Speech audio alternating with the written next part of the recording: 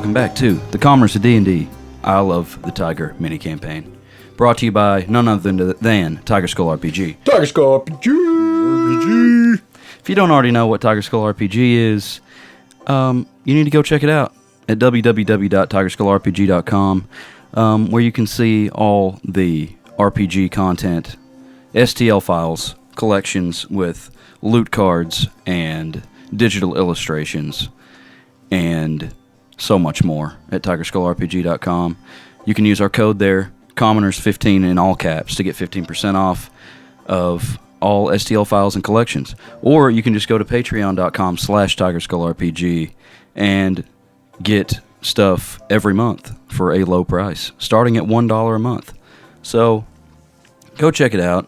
We are, if you don't already know, using all Tiger Skull RPG content in this campaign, including the Isle of the Tiger, which is an entire world created by Tiger Skull RPG.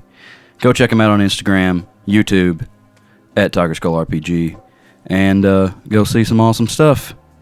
Until then, you can listen to this recap from our last episode, which was a long time ago, but not as long ago as the actual campaign. But now we're playing twice in 1 week? Yeah, we just played what 2 days ago. What in the world? This is insane. Is it a dream? Yes, it's my dream. So, anyway, last time, episode 6 of this campaign, our guys, Rafa, Seeker, and Marcus, found themselves in the sewers with 2 hostages from the bank of the Isle in River's End, their hometown, where they happened to bump into their detective friend, Sid Arthur, who happened to be rummaging through the sewers trying to find an alternate entrance into the bank. They met up, questioned the bank officials, and didn't get a whole lot of information, but enough information to decide that they were going to go back into the bank, try to find this alternate entrance under the river, which they did find.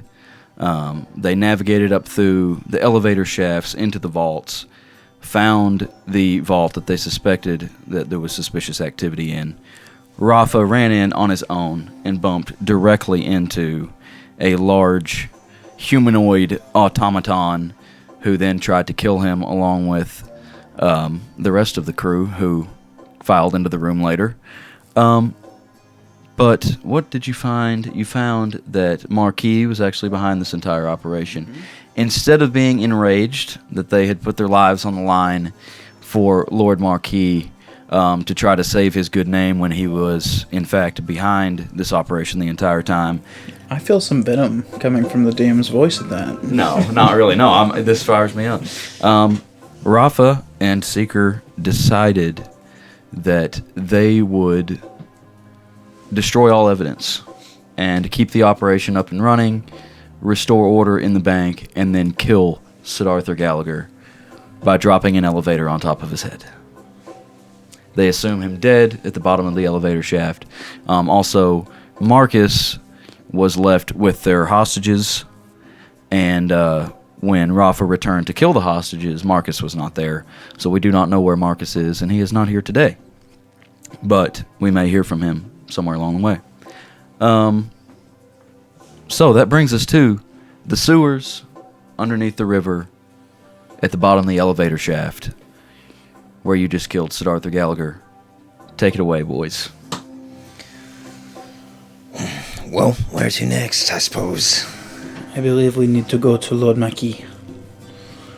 Inform him of what we have found out and what we have done for him. Did you make sure that he's dead? I do not see him, but I do not... Did we look for tracks or anything? Yeah, you investigated around. You didn't find anything. We're fairly sure that he didn't make it out. I mean... Well...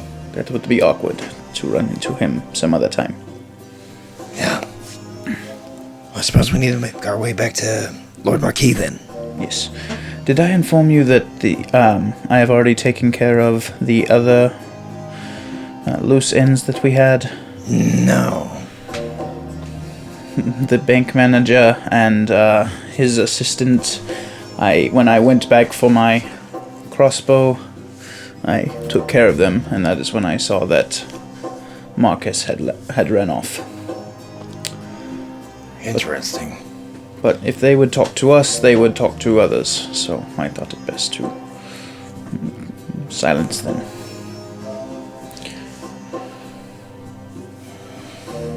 Now perhaps Marquis can put someone else in charge there and continue his operations. Well, it's probably for the best then, I guess.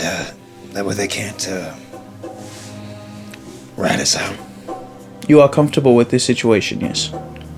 Currently. Very good.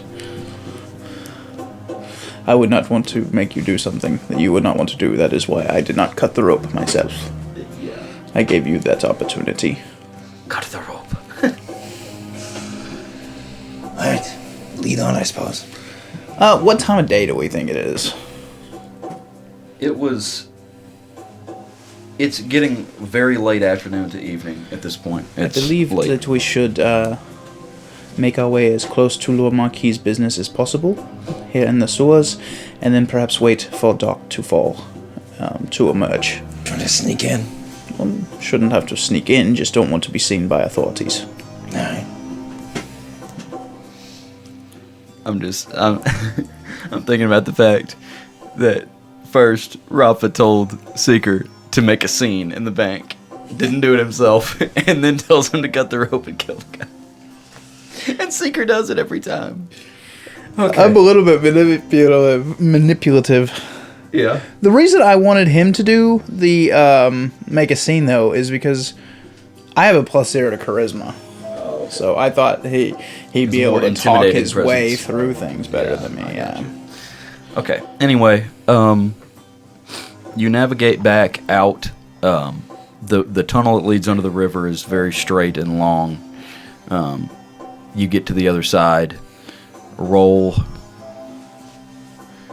some intelligence checks. Just base intelligence? Or whichever's better, intelligence or wisdom. I'll let you have either one. Yeah. So I'll do like survival or just intelligence. 11. 14. 14.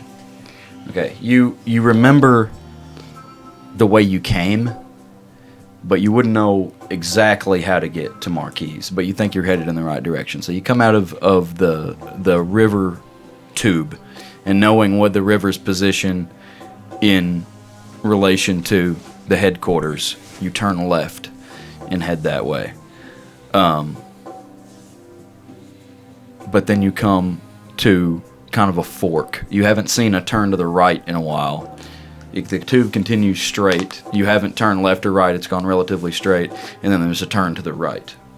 You want to go straight or turn right? Which way do you think? I am not sure. Being underground, I'm not really familiar with this at all. Have we went past the bodies that I killed? No, that would have taken you back Okay. up further away from the Okay. headquarters. You Okay. assumed that when you turned left instead of right at the big tube. So we're wondering if we need to keep going straight or go in a right. different direction? You do know that this current tube that you're in is parallel to the river, and the street that runs parallel to the river, MOL, is at the corner of that street and another one. But you don't know how many blocks you've gone from where the bank was located up. I have no clue what we should do on that. We can try straight, and if it doesn't turn out the right way, we can come back. Well, we will not know until nighttime. Or do we see any sewer grates? Can we look around? Look Yeah, there's outside? sewer grates. Can we, so is this like manhole covers, or is it like drainage things that you can kind of look out? I would say they're slotted. Okay. Well, then let's see if we can take a look and see if we Okay, recognize make where we are. perception checks. You're just kind of looking up through slats. It's kind of dark, and there's 7. you're just looking at what buildings you can see pieces. 22. 22. Okay. You can tell that you are about a block from the headquarters. Okay. So if you turned right, you would be turning and going up the wrong street. All right. Let us go straight one more block. All right. Okay, going straight one more block. At the end of what you assume is the next block, there's another tube that turns off to the right. Okay. And with that high of a check, now you're realizing where you're at. You know that you're on the street. You're literally at the intersection of the corner of where you're trying to go. Okay. So, if you want to climb up through that manhole, Does Lord Marquis have any sewage grates like that just go from his building, his like compound, that we could entirely do away with the street and maybe just come right into his property? you could try. We'll look around. Yeah. Okay. Yeah. So, do you want to just keep going up that? Well,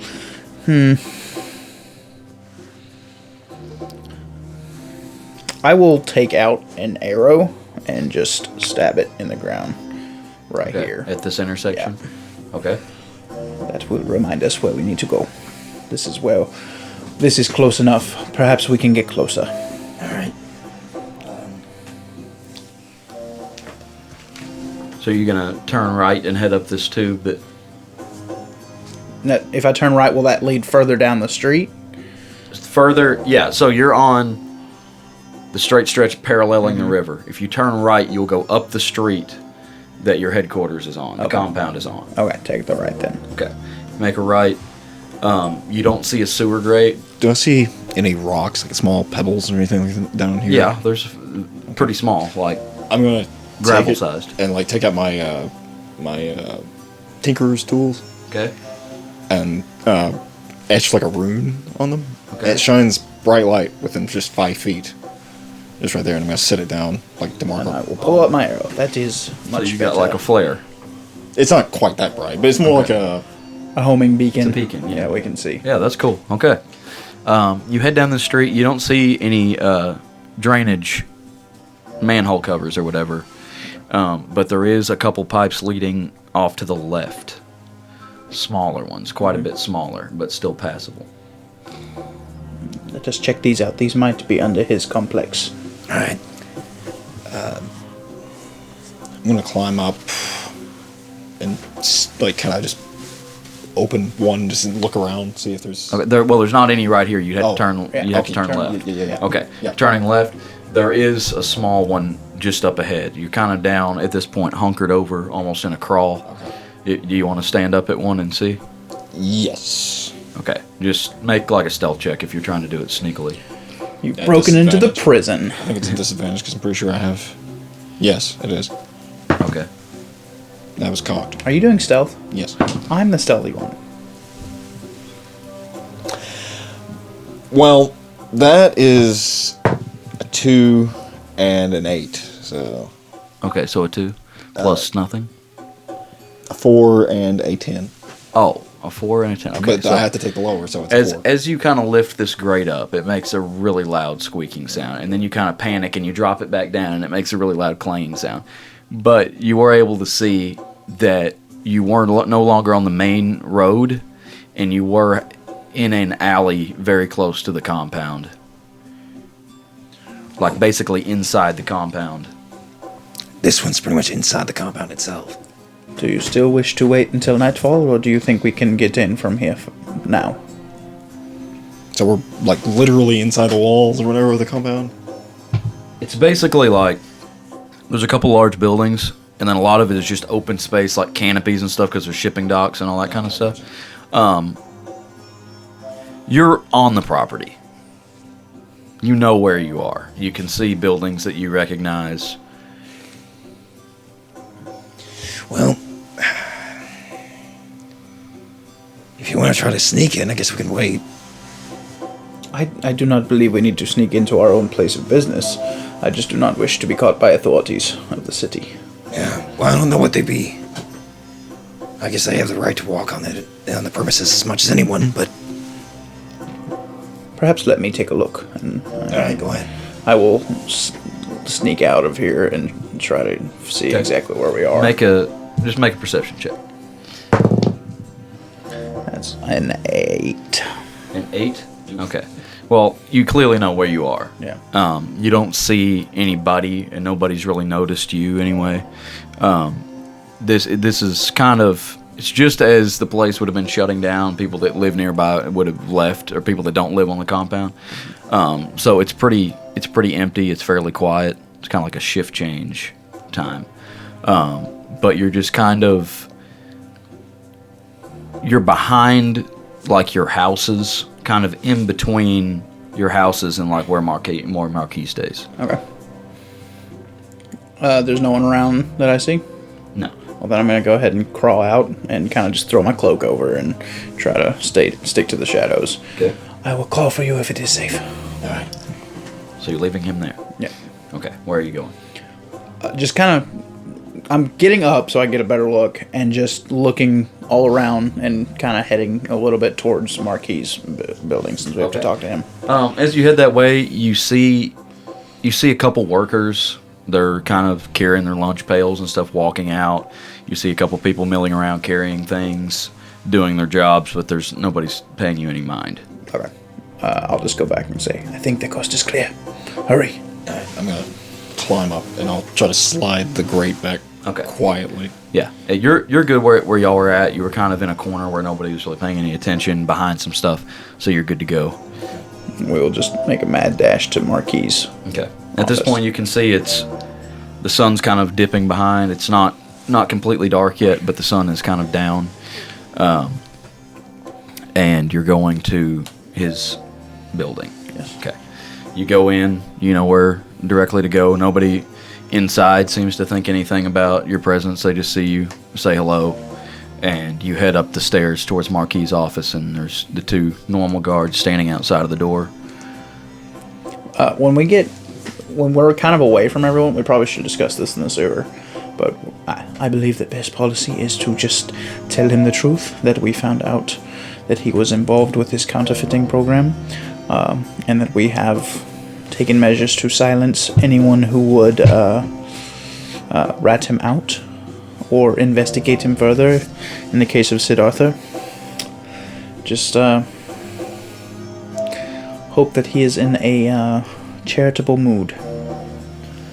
Yeah, that sounds like a plan. Hopefully he goes along with it. Do you want to take the lead or shall I? You can if you want to. I will. Okay. The guards see you coming. They kind of nod and they open the door. As you go in, you see Marquis sitting at his desk. And he looks a little bit surprised to see you. You can tell he probably knows something. Lord Marquis. He nods, and he actually excuses the two guards that are at his desk, and they go outside of the room, back out where you came from, and now it's just you three in the room.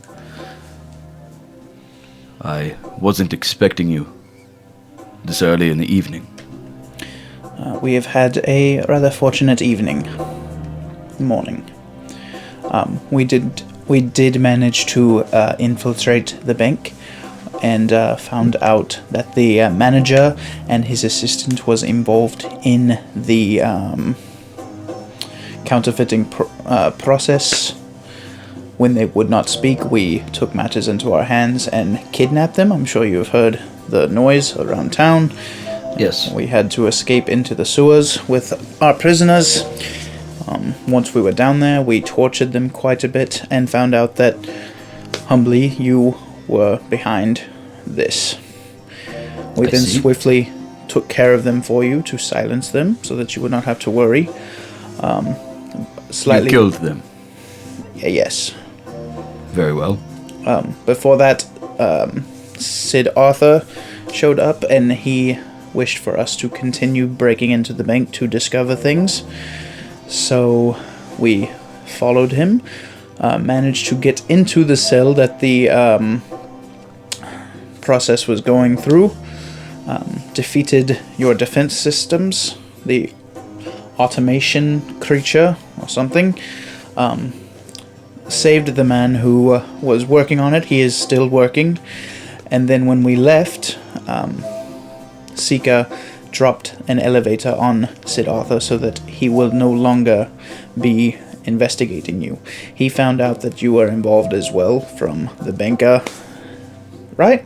I think so. Or maybe just from... Yeah, he heard everything y'all heard. Okay, yeah. Yeah. So he was going to try to take you into the government, but we put an end to him as well. He's listening to this whole story just completely stone-faced. And he kind of looks down at what he was doing, he closes a book, and he says, "Very well. Marcus had told me a similar story already. Except for the parts about you killing the 2 bank executives and, Siddhartha. He had run off and left them. Yes, he said he thought it best that he come back here and inform me, which it probably was best because I sent him away immediately to lay low. I didn't see a risk with the 2 men being tied up in the sewers. And I was just hoping to get a similar story from you 2 to know that you can all 3 be trusted. I had assumed that best case scenario, you do not find the truth about me. We frame my 2 friends for the counterfeiting process. I take over the bank. Things continue. Best case scenario. Next best scenario is what has happened here, where you were put to the test. I now know even more deeply that I can trust you. So congratulations, men, you have passed a test. Of course. But in doing so, you have also cost me a great deal of money and paperwork. We will have government officials swarming this place as soon as they find out that their operative is dead. Well, I don't know how they're gonna find that out because he's buried beneath an elevator. The rubble will be cleaned eventually. It will be found out when he doesn't return. Stories will be made. I have people for that as well. You can perhaps take advantage of the bank manager gone missing as well. No one need find his body. I can dispose of it. And you can either put yourself or another man that you trust into the position. I intend to do just that. And that even can clear away the body underneath the elevator so that it need never get to the government. Indeed. I will have my best men on that. Ones that are just as good at doing such things as you are doing what you do. But anticipating this event eventually, or hoping that I would be able to trust you in this way, a promotion is in order. But you will not be able to stay here. There will be too much pressure from the government. There will be too much questioning. I cannot have my best men involved in that. So suppose we just need to lay low then for a while? I have a place I'm sending you. All right. Sending you across to another island. Part of the isle. But another island entirely. Where you will be working with some of my accomplices that I do much business with. I am just a very small part of a much bigger operation. Any amount of respect you had for me because of my great possessions or my knowledge or my wisdom, you will find an even greater deal where I'm sending you. I am sending you to the new Attenborough's branch of the Blackwater operation. I am just one of many operatives for Blackwater. Spelling, please. Blackwater. No. Attenborough's. Attenborough's. Atten. It's just across from River's End over there, across the Coldwater Cross. Oh, 2 words, okay. Attenborough's. Blackwater. Organization? Yeah, it's just Blackwater, but it is an organization. Okay. Just Blackwater. I will have communicated with them there. When you get there, they will be expecting you. And Who should we ask for? you will be working for Lady Vandrith. She is head over the new Attenborough's branch. Lady Vandrith? Vandrith, yes. Vandreth. Blackwater operates mostly in the mainland. This is them. I was able to convince them to set a branch in the Isle. There's much business here as well. So, I have transportation ready. I'm afraid you need to leave immediately to avoid any further complications. You can. Yep. We, guess we'll head on our way then. Can we take a moment to speak with Jeeves? Yes. I left behind my bow, and I believe he has left behind a staff of importance. Very well. He should be available. Just be quick about it. And your transportation is waiting in the loading docks. Lord Marquis, I believe I speak for both of us when I say you can trust us with anything in the future. Indeed. We are your men.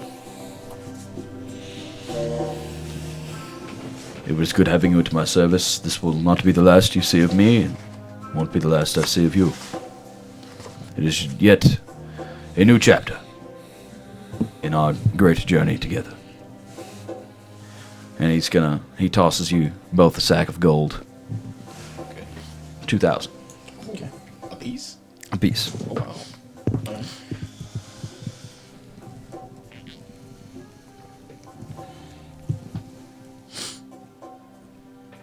How much did you currently have? At 819, so now Okay. 2,008. I didn't remember how much I'd ever given you before, or if I even had, so I didn't. We haven't really bought anything.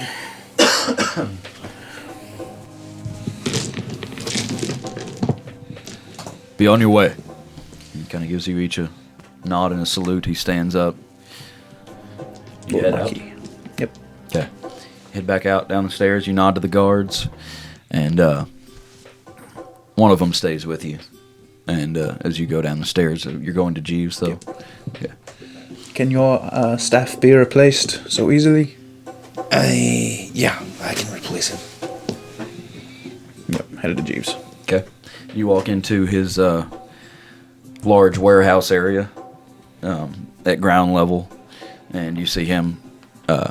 He's been over at a shelf and kind of shuffling through some things. He definitely didn't hear you come in. Hello, Jeeves. Ah! Oh, why hello, Master Rafa. Master Seeker. Hello. Well, no, I was just saying hello. I am in need of a new longbow. I have lost mine in our last job. I have a hand crossbow that I can replace it with, though. I'll give him the hand crossbow that I had. You don't wish to keep the hand crossbow? If I have the longbow, I do not need the hand crossbow, no. Gotcha. Oh, follow me right this way. He goes over and he comes up to kind of a vaultish looking door, and he begins twisting the big wheel on it, opens it up, and there's a closet pretty big, probably like 8 by 10, and there's just bows of all different sorts on each side. Are any of them perhaps magical?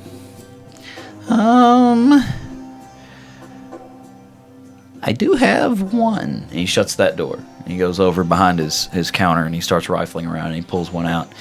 And it doesn't look like it has any kind of extra anything on it. He says, I'm not actually sure what it does, but I was told that it is enchanted by our more magic people upstairs, so if you want to try it out and see what it does. I would surely try it out, yes. Do I need to pay for it, perhaps? Oh, no, definitely not. Thank you. Okay. You got it? Yep. Okay. You wouldn't happen to have a quarterstaff, would you? Oh, yes, staffs of many kinds. Our local craftsmen have been working hard on some new staffs. Any of them made out of steel or anything like that? A steel staff? Yeah. I'm afraid I don't have any like that here. They're all wooden. All right, I'll take a wooden quarterstaff then. Okay. He goes over and he opens up. He kind of pulls there's like slots in the wall, and he pulls kind of a drawer out vertically out of the wall, and there's just staffs hanging on it. And they have different designs on the head. Some of them have a more natural look. Some of them are more ornate. Some of them are very nicely carved. Some of are lighter and darker colored wood. You have your selection.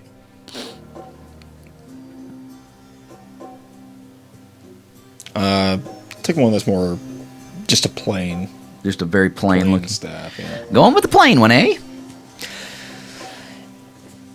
Yeah, I usually like doing my own carving on the Oh, I staffs. see. This one is. It looks like somebody just found a just like perfectly sized branch that had maybe freshly fallen, and it's seasoned properly. You can tell it's a really hard type of wood, and it just kind of tapers up, and at the top there's just kind of a round knob on the top where the wood is kind of twisted over itself. It's my shillelagh. And it's been sanded down. It's very smooth, very nice. All right. Yeah, I'll take that one. Very well. Anything else for you, gentlemen? I believe I am good. All right. I believe this will be goodbye for a good while. Oh, really? We are being sent off to the mainland. Oh, I see. Well, enjoy your time, and you will be missed here. But I'll be here when you get back. Turn to the guard. Okay, you may take us to where we are going.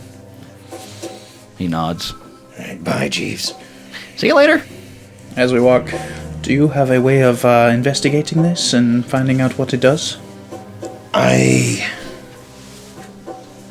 probably can, but I also had an idea for that, actually. If at some point in the future, let me take a look at it. Of course. Also, if you're interested in this, And I pull out the gladius, and I'll hand it to you. What was special about it? It was a gives you D? resistance to fire, and it gives you resistance to radiant damage. Okay. It's The Gladius does. You have to be wielding it, though, right? yes. I have this rapier from a cane rapier still from Sid Arthur. Or did he take it back? He might have taken it back. gave it back to him. I gave it back to him. Yeah, he asked for it, I think, in the sewer. Yes, he So he did. died with it. It's probably crushed. Yeah. So do you have the Gladius now? You do not wish to use? I don't need it. I can't. Really, I'm not really good with that sort of thing. I definitely can make use of it if need be. I much prefer trying to stay away and shoot at a distance, though, but Well, just thinking of if you have to use it. I will take it. Thank you. Proud owner of the Bronze Gladius by Tiger Skull RPG. Awesome. Okay, at this point, you've kind of been keeping a distance from the guard and walking, and he just kind of turns and stands at attention, and he jabs his staff into the ground, and he kind of sticks his hand out, gesturing you toward a all-black carriage, one single black horse, and there's a single man driving up at the top. He has a top hat on. He doesn't look your way. He's just sitting there waiting for you to climb aboard. After you. Alright. I'll climb on board. I will climb up and just kind of look back at the house that I've lived at for most of my life since being found, and let us go. Duck in, shut the door. As soon as you get the door shut, you hear the snap of the reins, and you take off very fast. And you can't tell quite where you're going. You're kind of swerving in and out, different streets. And then you notice that it slightly opens up, and you can tell you're just outside of River's End, and now you're kind of ascending up kind of onto the hill outside of town. And then as soon as you kind of get to the top, you start drifting off, and you notice that you're on a path that you've not ever really noticed before. And you're headed back down towards the water, towards the ocean this time. And you see a lone dock. It looks like it doesn't even hardly ever get used. Looks like it might be slightly broken down. And the carriage starts to slow down and pulls up on the sandy terrain of the beach and stops. And here you are. I suppose we are getting on the boat? I ask the driver. He just nods. Thank You for don't the see ride. a boat at this point. Well, I suppose we're waiting. I suppose so. I'll toss him a gold. Thank you for the drive.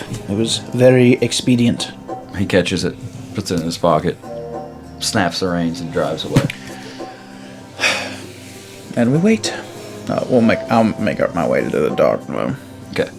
As you approach the dock, suddenly from out in front of the dock, you see something begin to rise up out of the water. And it's just, there's some bubbles, and it's just very quietly rising up in front of the dock. What do you want to do? I'll pull out my new bow. Okay. Kind of back Pull off out a little bit. firebolt into my hand. Just like hold it there. And as it continues to rise, suddenly you realize that this is a boat, but not like any boat you've ever seen.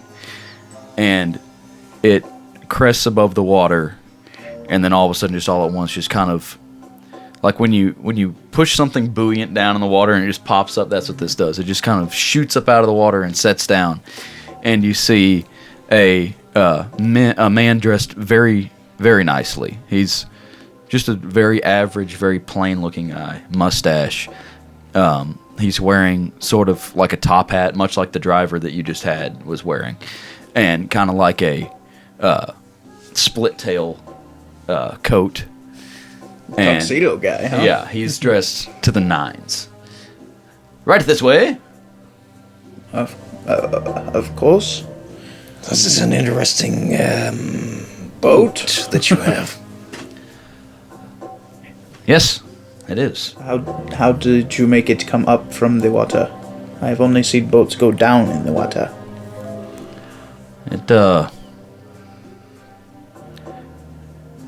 I don't know how it happens. It just does. I don't build it. I just drive it. Get in. Of course, of course. Is it of a magical or is it of a mechanical nature? Get in the boat. I'm climbing up. Okay. You are? I am Mr. Yule. Mr. Yule. And do you have a name for this ship? They call these the Manta. This one doesn't have a particular name. Every ship should have a name, Captain. It's not a ship. It's fairly small. It's like a So it's like a small kind of like a speedboat, Oh. but I mean it looks it's made of Straight out of Captain America 1, huh? yeah. You could say that. How do you spell Yule? Just Y-U-L-E? Yeah.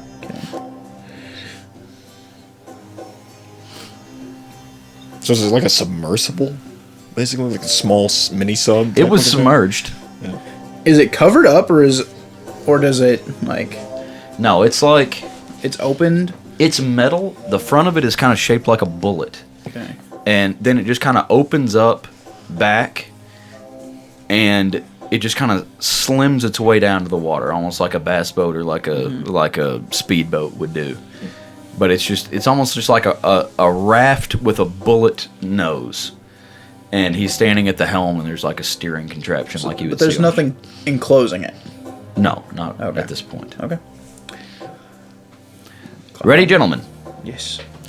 At this point, you see him go back, and he kind of opens up the deck of the boat back towards the rear end, and he pulls like a long rope, and you hear kind of mechanisms start turning and things happening, and then it's just kind of sitting there idling like a motor. Whether you've ever seen a motor before, I don't know. I believe that answers your question, perhaps. Mechanical nature, yes. Sounds like you when you're snoring. He shuts the Not that you sleep. he shuts the deck of the boat and goes back up to the helm, and slowly you just start gaining speed, and you start gaining a lot of speed, and gaining more speed. You've never been this fast on the water at this point. It's almost like if you're riding a horse very fast, but you're in the water. This beats the canoes! And there's kind of water spraying over the sides, and Mr. Yule is just at the helm. He's got a little bit of a smile on his face, and you're just heading toward the moon, which is now coming up over the horizon. And you begin heading from, as you can see on the map there where River's End is, you're heading out towards the Coldwater Cross, towards Attenboroughs. How long is this ride? Not long. A few hours. If we don't encounter any trouble. Perhaps you could look at my, Your bow. my bow. Alright. So, quick question. Out of game. Okay. At this point, are we already leveled up and everything, or is that coming?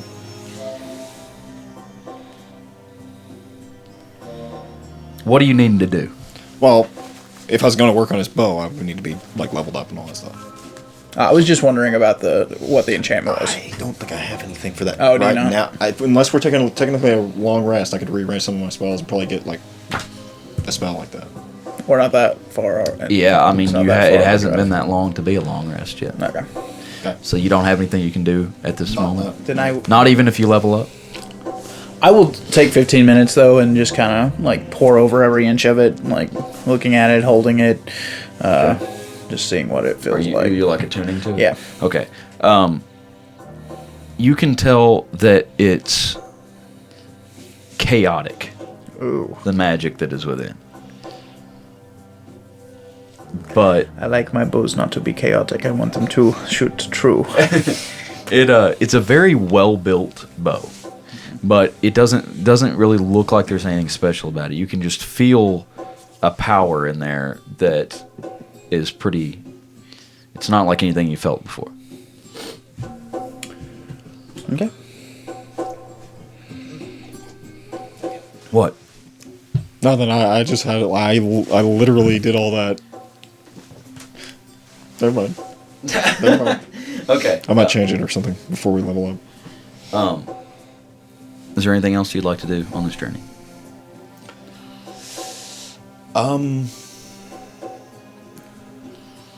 Yeah, you know what? I'm going to. No, it has to be at the end of a long rest. So no, I'm not going to do anything. Would you like to take a long rest? Is the trip going to be that long?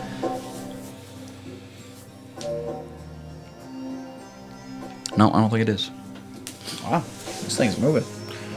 Will we get to go underwater? Only experienced riders can go underwater. It comes as some relief to me. And it's at some point during the night, the moon is now high and starts to go even back the other direction. And before you know it, the sun begins coming up a little bit. And you start seeing land in the distance. And it's approaching fairly quickly now at this point. Normally when you see land, it would be hours and hours and hours, but you're approaching it rather quickly. And I would say that you left probably 10 at night or something-ish.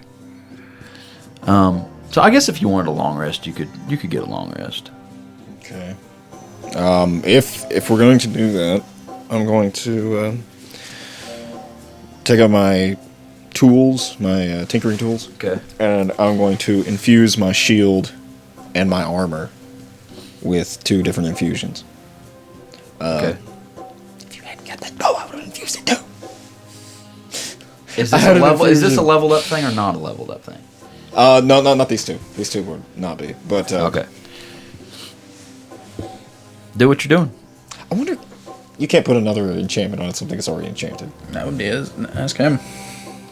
Put an enchantment on something that's already enchanted? I don't know. I don't think you can. I don't know how the infusions. I don't think that's the way they work. Because I think what happens is whatever that's on it ceases to work, and then the new infusion takes over. I mean, I would think that would be how it would work. I don't know why it wouldn't. Makes sense. Yeah, it says. What was you gonna do, Tyrell? What was you gonna do? What was I going to do? Yeah. I was going to infuse it with a repeating shot, which is an infusion. What's that do? basically, you never have to have any ammunition for your bow, and it becomes a +1 bow. Okay. And when you go to pull the string back, an arrow just magically appears That's sick. where, like, you know, when you're about to fire it, and when it fires, whether it hits or misses, it disappears whenever it hits or misses. So it like, leaves no trace of the arrow actually hitting. Super cool. So are you doing anything or not, Tyrell? He's doing his stuff on his stuff. Yeah, I'm going to do my stuff. Okay, go ahead. What are you doing? Okay, so I'm going to put repulsion shield on my shield, and I'm going to put enhanced defense on my my armor. So, Okay. What's that going to give you? I think that makes my AC, if I recall correctly, 22. Gosh. Because, okay, so you got a shield that's +2. Yeah. Then you put a +1 because of the repulsion shield. Yeah. My armor class is already 17. Me being a Warforged gives me a +1 to my AC, so that's 18 plus 3. 21. Then putting enhanced defense on my armor adds another +1 to my AC. Nice. It's 22. Well played, Tyrell. Well played. Do that to my armor. Because Okay. I have a 16. Okay, I said the sun was starting coming up. Sun is not coming up yet. This ride has taken about 6 hours. But just for the sake of everything, I'm going to say that you could do what you did. Okay. Even though longer is supposed to be 8 hours, right?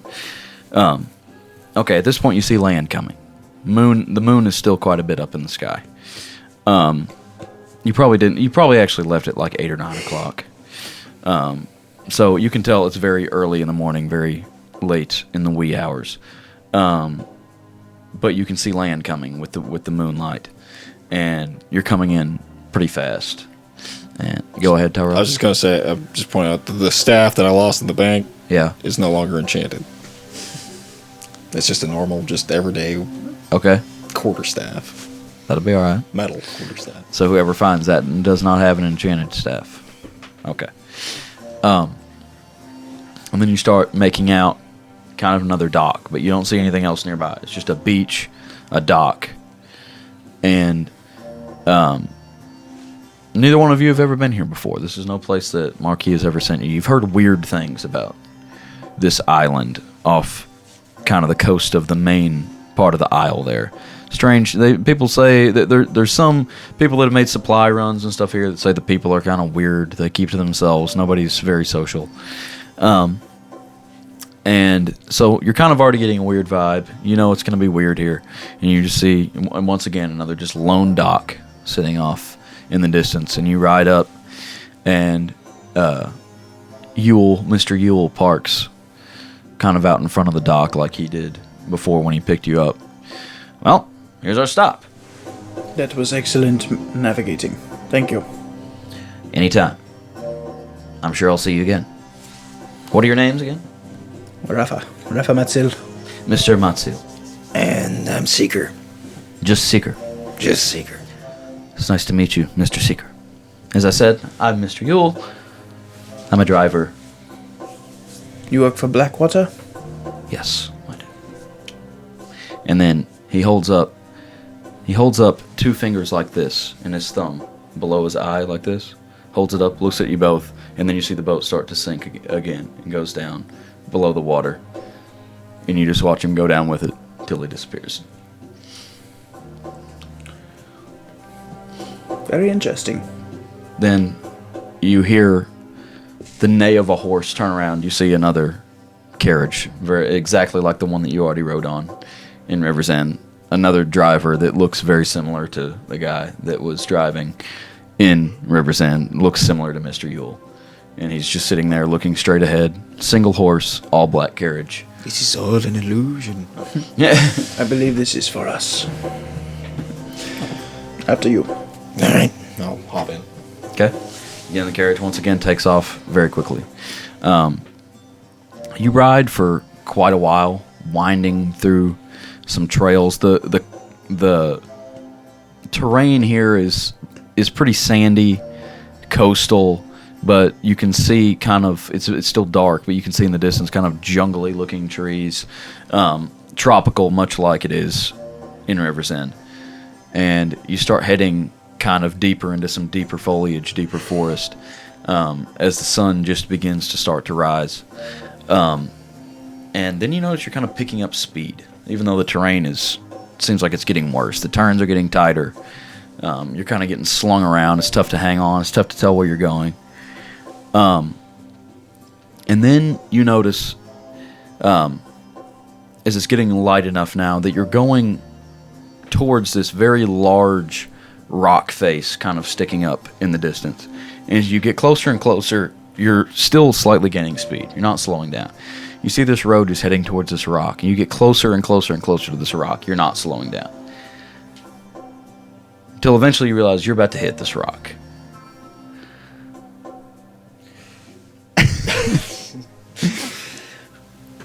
Driver, what are we doing?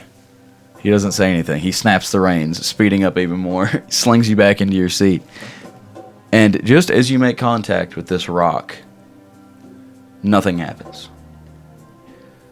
You were expecting a crash, no crash. You look around, and you've now opened up into a humongous valley. Wakanda. Yeah, very similar.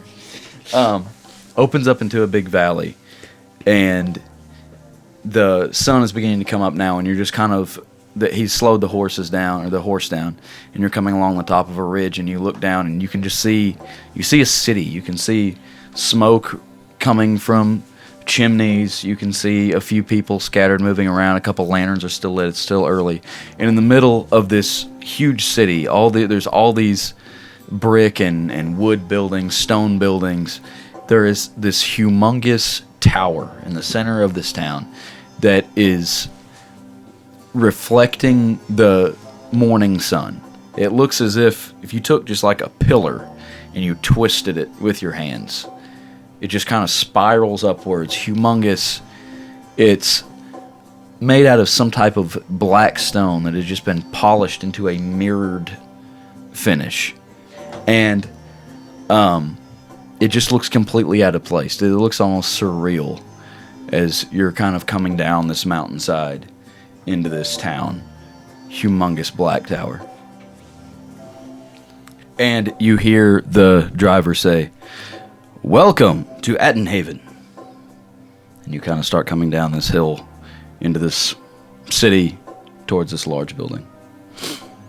The sun is fully in the sky now as you come into town, and there's people doing what makes this building look even more out of place is that there's people surrounding this building all just doing normal everyday stuff. You see dogs and kids, other animals, people out buying things in the marketplace. You just kind of cruise all the way through town, and this carriage that you're in is also completely out of place. There's a bunch of old carts being pulled by donkeys and things like that, and here you guys are in your black carriage with your black horse, your steed, just cruising through town. This guy is way overdressed for the situation with his top hat and his suit on, and you're coming through town, and people are kind of waving to the driver, and he's waving back, and there's some kids kind of running along beside the carriage, and he flips some candy towards them, and there's just all this stuff going on. It's a lot to take in. And friendly community you have here. Oh yes, very friendly. And you continue on, and you see you're going towards this big black tower, and there's like a wrought iron gate surrounding the whole thing. Not far from the base of the tower, 20-30 feet out, there's just kind of a large gate, and you see a couple what you assume are guards. They don't look like any guards you've ever seen in River's End. They're dressed almost casually. They look just kind of nice, wearing kind of like black and gold accented lighter armor. They have on hats instead of like helmets. They have the swords that they're carrying, they have them kind of stuck in the ground in front of them. They look almost like toys. Like you might not even want to fight with them, really, is what they look like. And they kind of reach over and open the gate as y'all are coming in, and you see this stubby human man coming towards you. He's kind of round, and you can hear him saying something to the driver, and he kind of knocks on the door, and the driver says, "Time to go." Open it up. Aha! Yes. You must be Marquis' men. Yeah. I'm Mr. Tolliver. He reaches out to shake your hand, Rafa. Shake it. He grabs it with both hands, shakes very hard.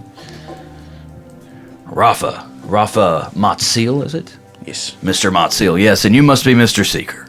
Yeah, they call me Seeker. Yeah. He shakes your hand too, but doesn't budge it very far because it's all metal and bound up, and you're really strong. and he says, "Yeah, as I said, I'm Mr. Tolliver. I'm been tasked with showing you around the perimeter here today. So we're gonna go inside the building here, and I'm gonna show you where you're gonna be staying, and let you meet some of the folks. We will follow. All right." And he kind of waves to the driver, and the driver takes back off outside of the gate.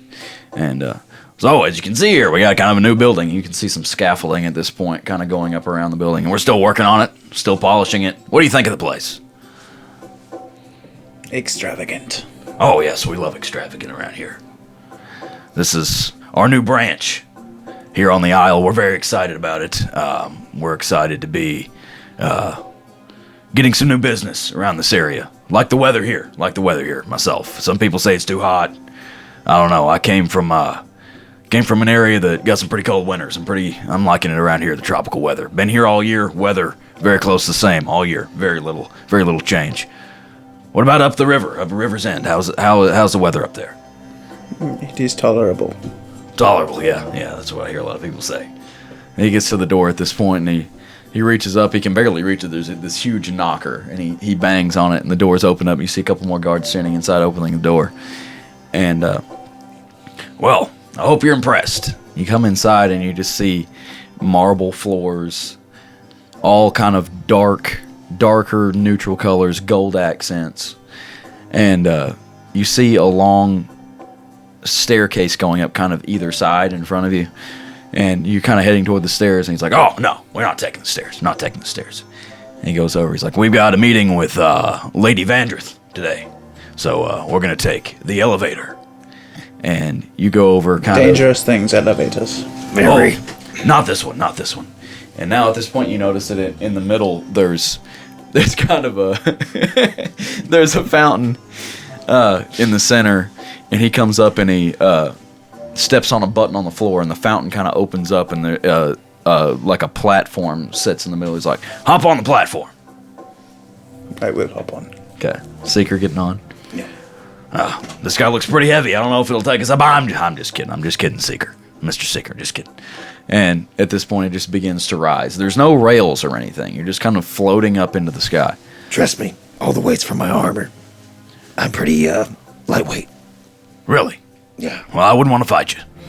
What position do you hold here, Mr. Tolliver? Oh, I do a bit of this, a bit of that. I used to be an old general back in my army days, but nowadays I'm just more of a, I do this a lot. Show people around. Kind of a relations guy. HR.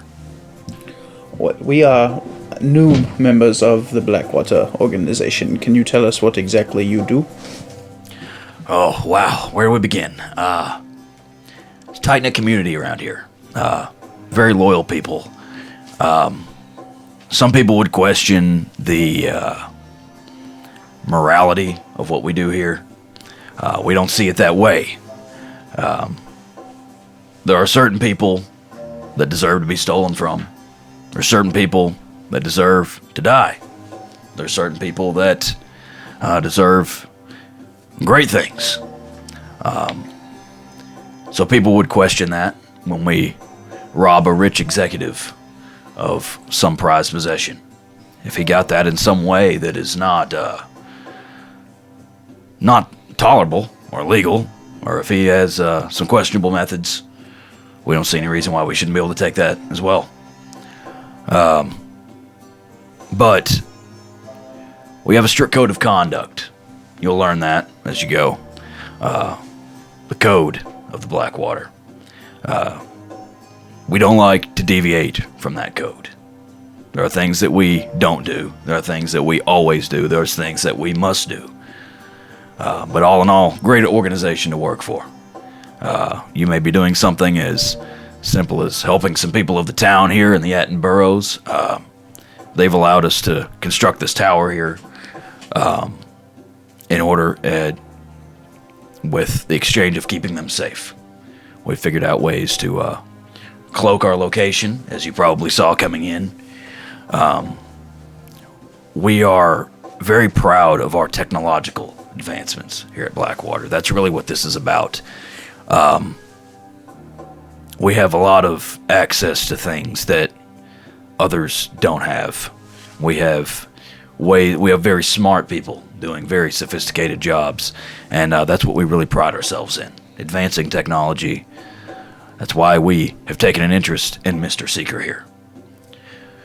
We've seen things similar, never seen anything quite like him. A mixture of flesh and metal. He pats you on the shoulder. He can't reach that high. Yeah. I'm interested in finding out exactly where I came from. Well, we have people here that might be able to help you with that. Here's our stop. And you've gone up several floors. Seeker, I decided to stop here because I think you'll be interested in this location. And you step off of this elevator, kind of a platform kind of comes out to you. And you walk off onto this little bridge and onto this floor. He pushes open kind of some double doors. And you step into like a huge laboratory. There's all kinds of things that you would be interested in. Scientific experiments here and there. You actually see a couple people that look similar to you. There's our version of the Metal Man. Not quite as sophisticated, though. And you see him kind of knocking some things over and just, like, not being quite as coordinated as you. They don't think for themselves well, Mr. Seeker. And you see some other people dressed in all kind of the same robes. Some are working on mechanical things you've never seen before in your life. There's some that are looking through at a giant telescope that looks up through the top of this building and writing some notes, doing things like that. There's other people that are putting different formulas together, concocting different things in jars, and everybody seems really invested in what they're doing, pretty happy to be there. We're working on a steam engine. I believe you rode in on one of those on the way here. Very small scale steam engine. It's interesting creation. Yeah. It's been through many revisions. It's still not ready for taxing use. The best thing we've seen to use it on is boats. But as you can see, it's very much better than a sailboat or a boat that you have to paddle. It's very fast. Yeah. We hope to make it faster. So your version of these automatons, are they magical or mechanical? I believe it's a combination of both, to tell you the truth. Interesting. Do they look like the thing that we fought in the bank? Yeah, similar. Some of them do. They have more like human-like facial features. The one you fought in the bank had like a huge like head that would open to shoot lasers or whatever out of. But yeah, but these almost look a little bit more like friendly. They don't look like they're trying to. Reminds me more like the Assaultron from Fallout. So they split open and the laser thing. Yeah, that was like what was in the bank vault. These have almost like facial features, although their face doesn't change. It's just kind of like it looks like it's supposed to be a human face. But yeah, we have a lot of really smart scientists trying to fuse the mechanical and the magical, and we're making some pretty great leaps in that. This is all top secret, by the way. I'm probably not even supposed to be showing you a lot of this stuff. I get real excited about it. So, Seeker, this area is somewhere you can come anytime. All our tools are free to use. You can work on whatever you would like here. All right, thank you. Do you have any alchemy labs? Oh, yeah. Just right around the corner over here. And you see some more people kind of working with some potions and things. You like alchemy? I have dabbled in this and that. So this will be a great place for you. It's a good place to learn, place to grow. That's our motto. Not really. Just came up with that right now. Let's go this way. He takes you back out the double doors, and you get on the elevator. All right, I'll take you to your barracks now before we go meet the lady. I think she's been in a meeting all morning. And takes you up a couple more floors, and you come up and this floor like curves all the way around the entire outside of the building. You just see door after door after door. Y'all care to share a room? It's fine. They're plenty big enough for two. He goes and he takes you to room 68. This one is recently available. Had a couple guys not make it back in the line of duty. I'm just kidding. No, this one, it's never been filled. It's vacant. It's fresh, brand new. What in the world? Yeah, the building, it's not been filled to capacity yet because, we haven't been here that long. And he opens up the door and you just see two full-sized beds and two dressers. Everything is very, properly arranged, like a really nice kind of hotel room, but it's also really plain. You can decorate it however you see fit. Got a washroom in here. He kind of motions through the door. And we have people come around, clean this place up for you, so you don't have to worry about that. It's your place to stay. Do with it what you want. Room 68. And he hands you both keys that are sitting on the dresser. Yeah, thank you. All right, well, shall we go meet the lady then? Please. You go back on the elevator, and this time you're going a little bit faster, and you go all the way up to the very tippy top and out. And at the very top of, there's a huge window at the top of the building where they were shooting their telescope through. And you get off at the side, and you can just see the morning sky up above you. It's very nice, very beautiful in here. And there's a lot of plant life up on this floor, kind of surrounding the outside, along the rails on the walkway around. And you just see a single door as you get off. And this is Lady Vandrith's chambers here. This is her office. If you ever need to see her, you want to contact her first. You can't just get in here anytime, but she's expecting us. So he gives a couple knocks on the door. You notice there's a guard standing nearby. They kind of nod to each other. He makes some joke toward him, pats him on the shoulder, and you go inside. And says, "Follow my lead." He goes in, and as soon as he steps through the door, he just bows his head down. He says, "Lady Vandrith." And he looks back up, and you see a very clean, very nice-looking woman sitting behind a desk, and she stands up and she nods back at him in the same way. And then they do the symbol that you saw the driver do of the boat, where he puts two fingers below his eye and thumb over around the corner. And they motion that to each other. "I have the newbies here." And you kind of come through the door. Ah, yes. From River's End, right? Yes, ma'am. Yes. Lord Marquis, men. We have been awaiting your arrival. Very happy to see you. What do you think of the place so far? It's Very extravagant. exquisite. We like that. We like the technological advances to be showcased in our building here. I assume Mr. Tolliver has shown you around.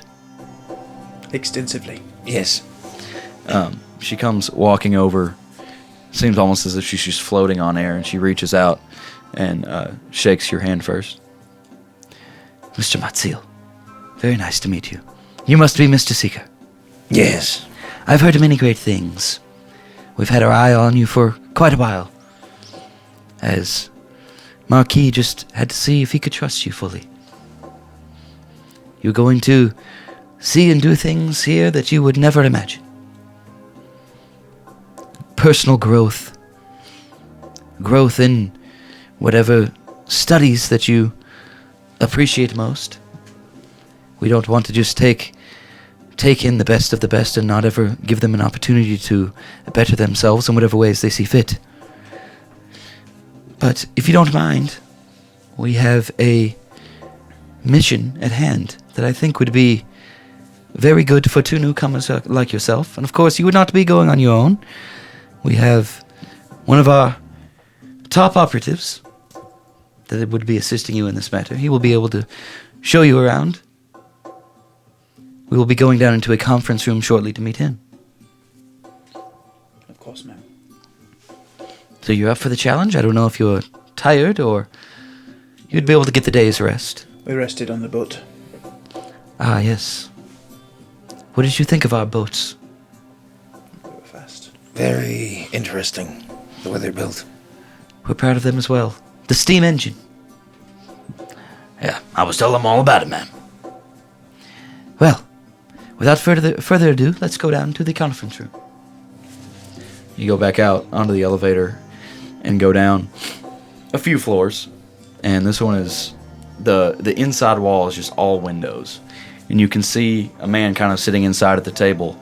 And describe what they see as they come into this room, Mr. Armstrong. New player! You see a man that's maybe slightly past his prime, little overweight, has a keg of a belly, but still quite powerful. Probably mid-40s in age, appearance-wise, and has in his hand a large tankard of you don't know exactly what, but it is definitely a large tankard. He's in the middle of a story when you come in, and you hear just the middle of this story.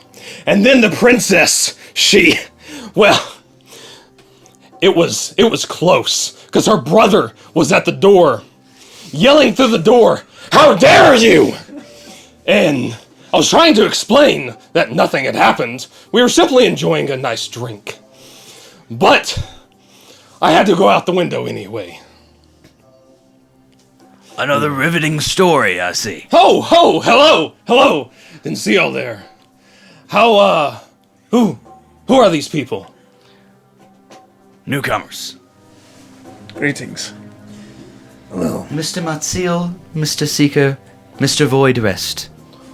Are these the two that we are getting from that other place somewhere? Yes, from River's End, Lord Marquis. Oh, yeah. One of our best. I think I slept through that conference. Probably so. As you can see, Mr. Void Rest, he has interesting techniques, but he is a very good operative indeed. Mr. Masil, was it? You may call me Rafa. We'll stick with Mr. Masil.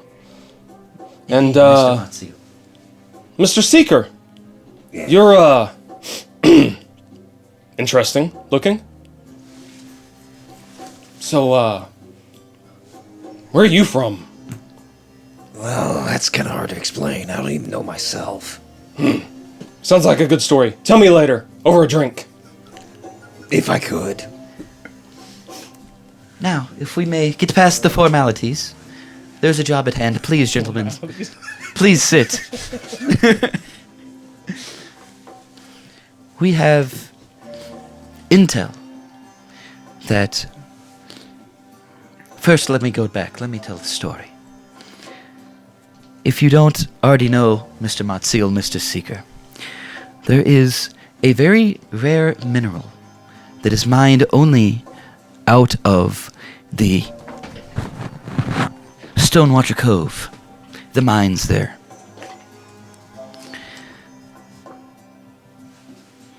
It's called the Myzadite. Have you heard of this? I'm afraid not. No. Have I heard of this? Make history checks. It's a 17. 18. So I guess I might have. Rolled a 2. I slept through that conference too. What did you say, Rafa? 18. 18? What did you say, Seeker? 17. Okay. What was it called? Myzadite. Spelling. Mizadite.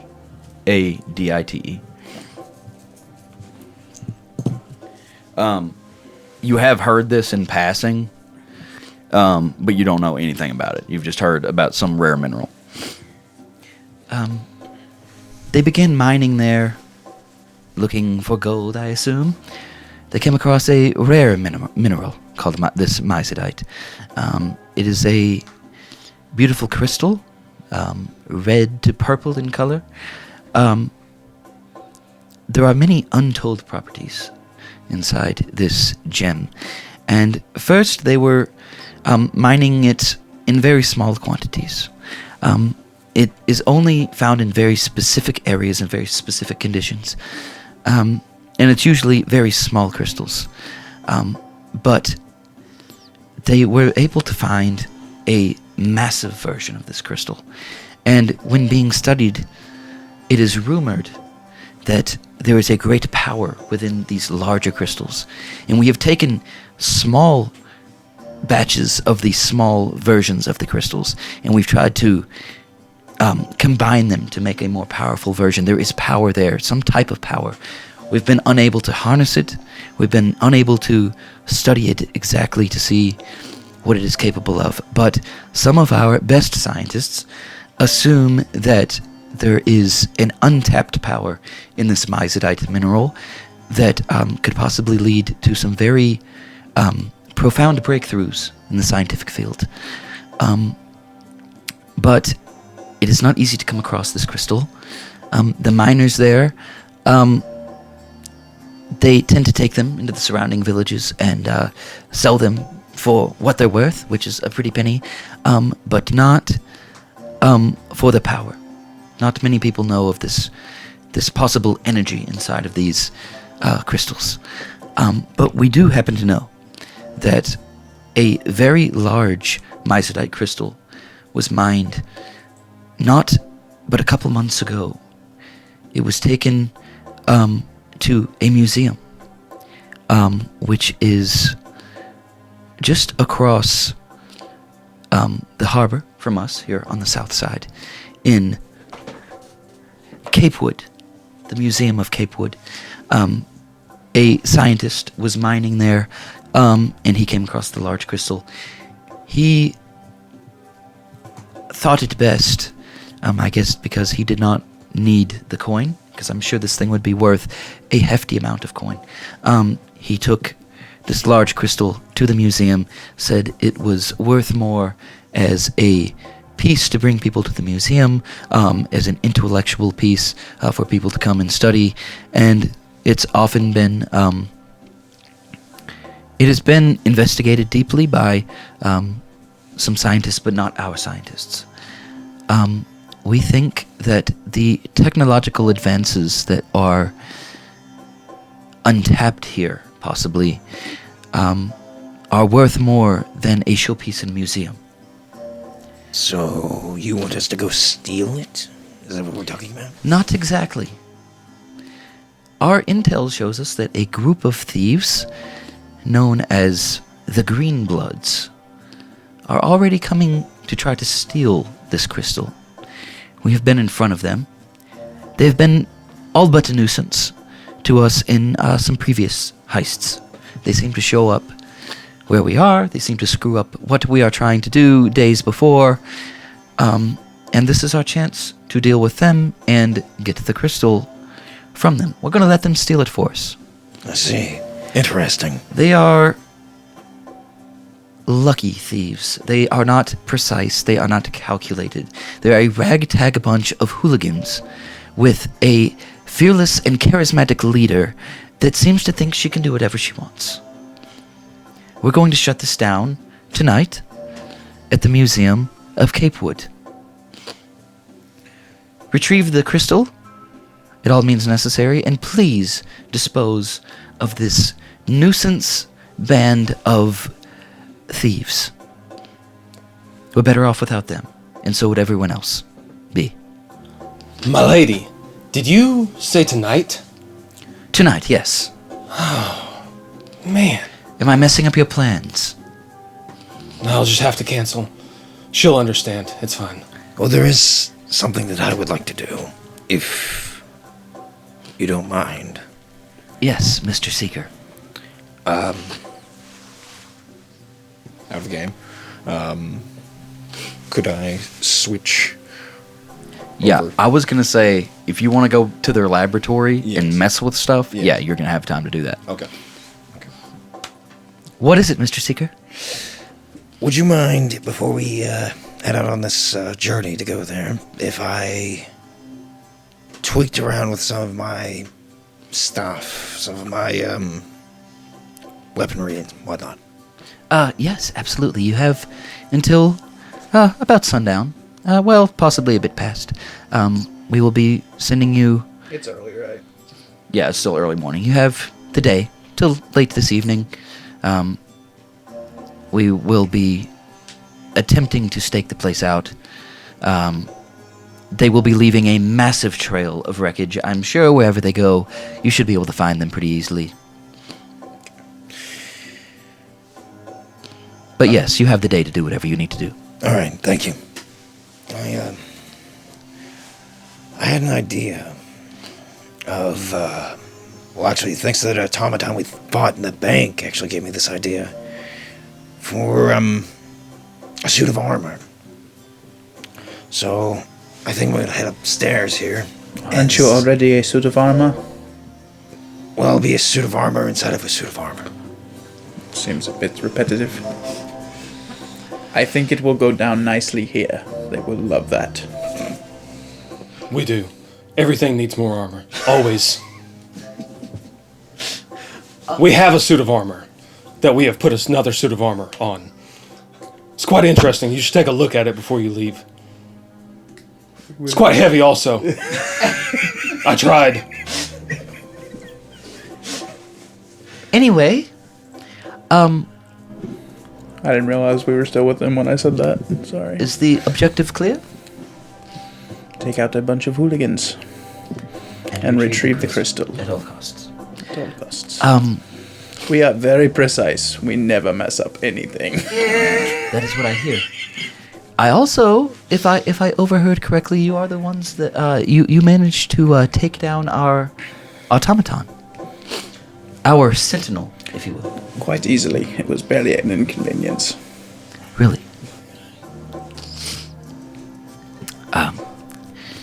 At some point, we may interview you to take some notes on how we can beef those up in the future. I might actually have some ideas myself. It's one of our proudest inventions, but Seeker, yes, Mr. Seeker, we were hoping that maybe you could help us get even further. All right, I'm gonna head upstairs then. Go right ahead. Just meet, Mr. Tolliver in the lobby, this evening. Will do. Okay. I'm going to head up there to the laboratory. Okay. Void rest, what are you doing? I am going to go find Mr. Actually, I'm not in character. I'm going to go find Tolliver. Okay. Because I need to... I've still got just the standard longsword and chainmail. Oh, yeah. I'd like to get something a little bit better than what it gives me at the beginning. Okay. So I'm going to go requisition. Okay, he's still in the room. Okay. Mr. Tolliver, I need to requisition a new sword. I left mine somewhere. Again? Again. And my armor. If you weren't such a good operative, And my clothes. I'd kill you myself. Well, you know, things happen. I mean, you know, they're out of my control. Say no more.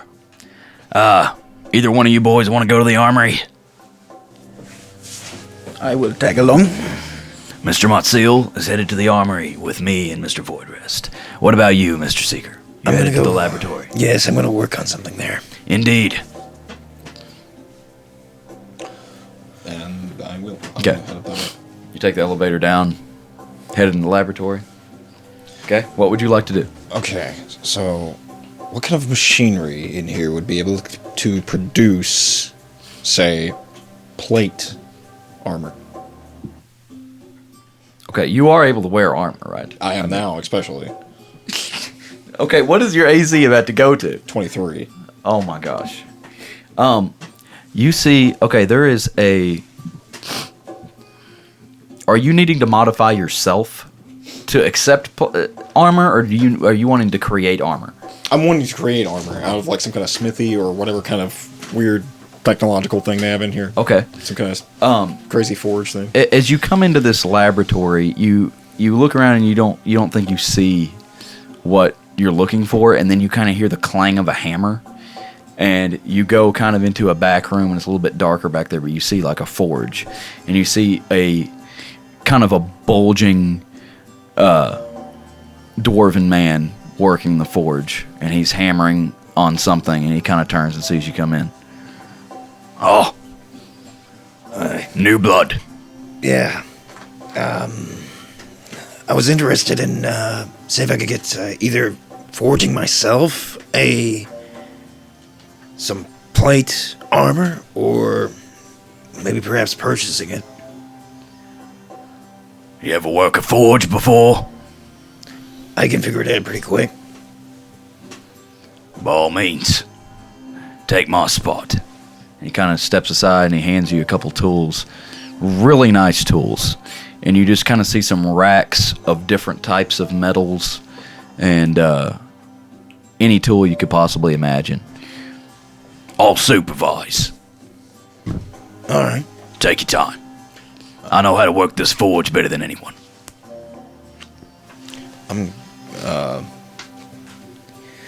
Well, I suppose I need some steel plates first to start off with this armor. Right up on the rack there. It's just regular steel is all this is. It's not. I guess basically what I'm trying to do is just basically start shaping it out and creating it. Okay. Let's make a forge check. I don't know what. Probably my smithing tools, since I'm proficient with them. Okay. Yeah. Add your you are proficient. And actually, I get to double my proficiency because I have that. Something enchanted? No, it's my part of my class. Okay. Tools of the trade. You gain proficiency. Well, hold on. That's the wrong thing. All right. While you're looking at that, in the armory, Mr. Tolliver is taking you to the armory. We have a state-of-the-art armory. Any weapon you could possibly need. Maybe not enchanted, but we do have enchanters around. If you know where to look, I know where to look. Let's go in the armory. he takes you in, and it's just this. It's a big room, wall-to-wall weapons. Everything is very clean, immaculate. Just a beautiful armory, lit up with some... 17. 17, okay. Are you looking for any weapons, or...? I would like to speak to one of your enchanters and see if they could tell me what is on this, actually. Ah, the enchanters, yeah. We'll go find the enchanters shortly. What about you, Voidrest? Well, I mean, I need another suit of plate mail. Don't know what happened to the last. It just, I left it somewhere. Did you put it on the suit of armor? We'll go with that. We'll go with that. You know where it is. Go get it. And do we have any better swords yet? What are you looking for? A longsword? Yes, you know I use the longsword. We have the same type of longswords we had last time. I keep putting in for us to get better longswords. Well, Slightly longer ones, perhaps. if you would quit leaving them everywhere, maybe we could afford some new ones. Again, that is not my fault. I didn't know that it... Never mind. Take a longsword. We'll look at maybe getting an enchantment on it. Take a longsword and plate mail. Okay. And I will go with him to the enchanters. Okay. Alright, gotta go down a couple floors. He takes you back down. You go down a couple floors, and he opens up some doors, and there's some weird people kind of walking around in some different robes. You see some things floating, different items doing all kinds of strange things in this area, and everybody's very happy to see people come in. Oh, hey, what can we do for you? I was hoping to have this identified. Should be easy enough. A guy comes strolling up, really skinny, shaved head, eye makeup, earrings, all kinds of piercings. He's wearing like a silkish robe that's like opened way too deep down, and it's like flowing around the bottom and around his his wrists is just ballooning out and flowing. He takes the bow and he goes over to some type of table and he lays it down and he starts waving his arms around it in a weird way. I hate coming down here. I can see why. I don't have to do this, I just like to. And he's waving his arms. Why? He picks it up, and you see him stick an arrow in it. He pulls it back, aims it at somebody, they duck out of the way, and then he lets it down. Strange. He brings it back over and he, presents it and bows his head as he hands it to you. This is a nice weapon. Very nice weapon. It has a variety of effects, as a matter of fact. I've never seen one quite like this. Where did you find it? It was given to me back at my home. I see. No idea where he got it. I'm afraid not. I've heard of things like this, never seen one. I can just tell you, it'll do more than regular damage. It has a mind of its own, a bit. Do you have a mind of your own? Are you speaking to me or the weapon? You. I believe I have a mind of my own. Two minds of their own working together sometimes doesn't work well. Interesting. Sometimes, when two people thinking No for them... way you know what this is. Two people putting their heads together, trying to work together, sometimes conflict occurs. I lean over to Rafa and whisper, "See, not very many people come down here. They get lonely sometimes." If you can figure out how to harness the magic inside of this, I would say you are quite the magical mind. If you can make it work for you, make your mind and the mind of the bow one. And he just kind of backs away, waving his arms. Yeah.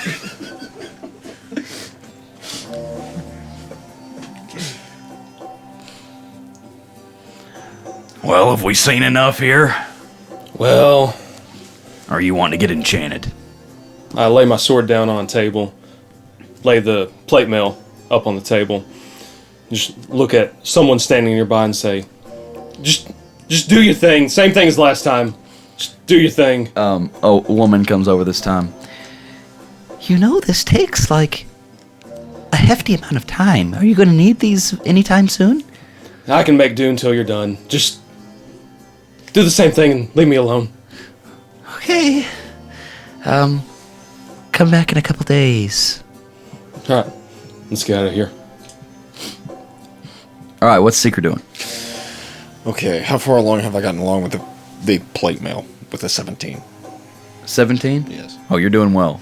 These are the best tools you've ever used. Great environment, and you're just pounding away. Okay. The dwarf. I'm impressed, must say. These are very nice tools, I would say. Yeah, they are. I love this space. Makes me feel free. I'll keep hammering it out until I get done with the full suit, I suppose. Make another one. Just for fun. That's a 10. Okay, you're still doing okay. You gonna build the whole thing right now? I don't know how long that would typically take. I don't know. I mean, I don't know what kind of forge exactly I'm working with. You said it was the best tools or Yeah. whatever. I don't know. I'll say, I am proficient with the smithing tools now, currently. So. I'll say that once you're kind of in a groove, and the dwarf guy steps in to help you a little bit here and there, and you're able to get it done by early afternoon. Okay.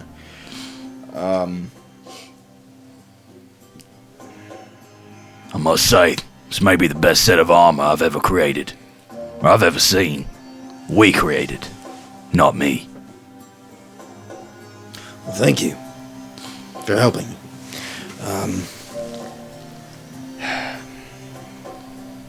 I guess for now, I'm going to. 1 second. Let me look at something real quick. You can call me Mr. Dunmar. Dunmore. All right. You are Seeker. Mr. Seeker. That's what everybody calls me anyway. Nice to meet you, Mr. Seeker. Come back anytime.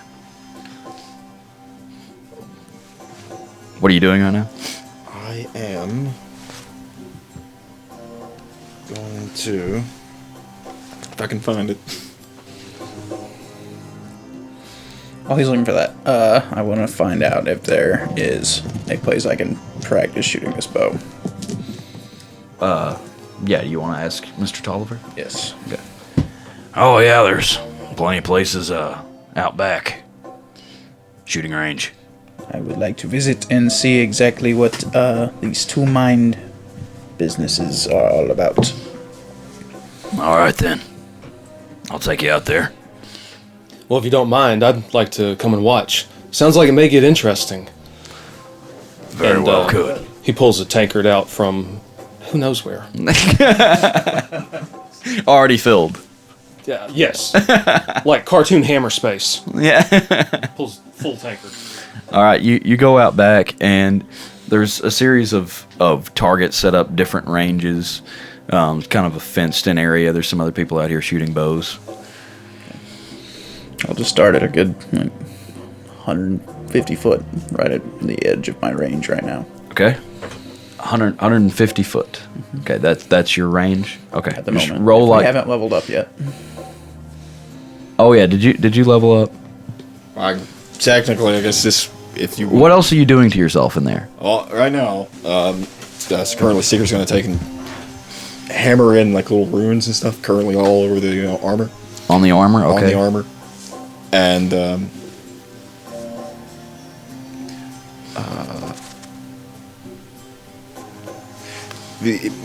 basically making where the plate mail kind of opens up on itself, kind of like a Iron Man suit, more or less. Okay. Yeah. And makes it a arcane armor. Okay. And So it can like come on and off of you on its own. yeah, it's now just step into the suit basically. Nice. Okay. Okay. Yeah, I would say you're leveled up. If you need to do whatever you're gonna, you can level up too. Okay. Yeah. I told you make level 7, right? 7, yeah. Okay. Yeah.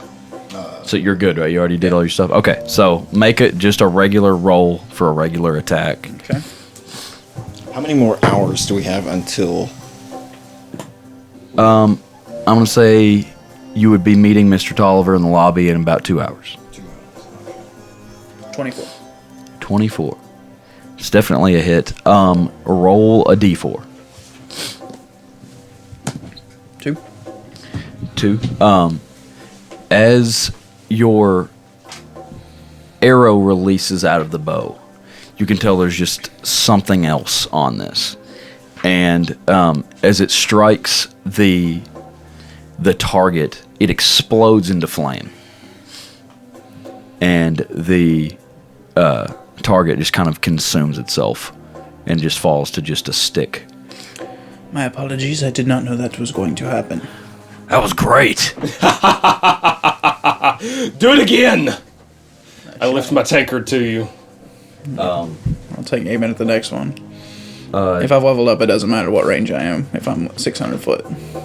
600 now you can reach? Yeah. That's unbelievable. Sharpshooter. It's 200 yards with a bow. Okay. Yeah, just roll the hit. 17. Are you shooting really far? No, I didn't move any further. I'm just going Well, to the yeah, are next you one. the one that's still far out though? Far targets? Okay, yeah. Well, it hits. Roll a d4. 3. Okay, this time it doesn't feel quite the same. And the arrow comes out, and you can tell it still has a lot of steam on it. This is one of the best bows you've ever shot. And it hits the target, and you don't really notice any noticeable effects as it impacts the target. Okay. Is there further ones now? Yeah, there's ones pretty far out there. Okay, I'm going to start just adding range then. Okay, shooting even further? Go ahead. Well, that was boring. What happened to the fire? I am not sure. Oh, that was a natural 20. 14. 14. getting worse. Roll a d4. 4.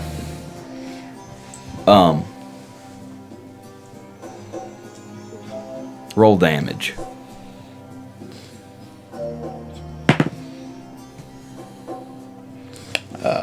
11. Okay, you release the arrow, and it's tracking true. But as you release the arrow, the string slaps you on the inside of the arm. Like, I don't know if you've ever shot a bow. Have you ever slapped the inside of your arm? Okay. Rafa has never done this since he was like a child. Right. Slaps the inside of his arm. Arrow still flies pretty true, but falls just short of the target. I thought you were an archer. What happened? I am not sure. Perhaps I will think about fire this time as I shoot. Okay, think about fire. Thinking about fire. Thinking about my 22. Okay, roll a d4. 1. I went through all 4 numbers now. You have. This time, you release the arrow. This one feels a lot better. You don't slap yourself. And you were thinking fire. And the arrow impacts the target way out there. It's a beautiful shot. Just tracks true the entire way. And as it hits, you see just a little poof of smoke. And you see some kind of black on the target. But no, it doesn't envelop the target like it did before.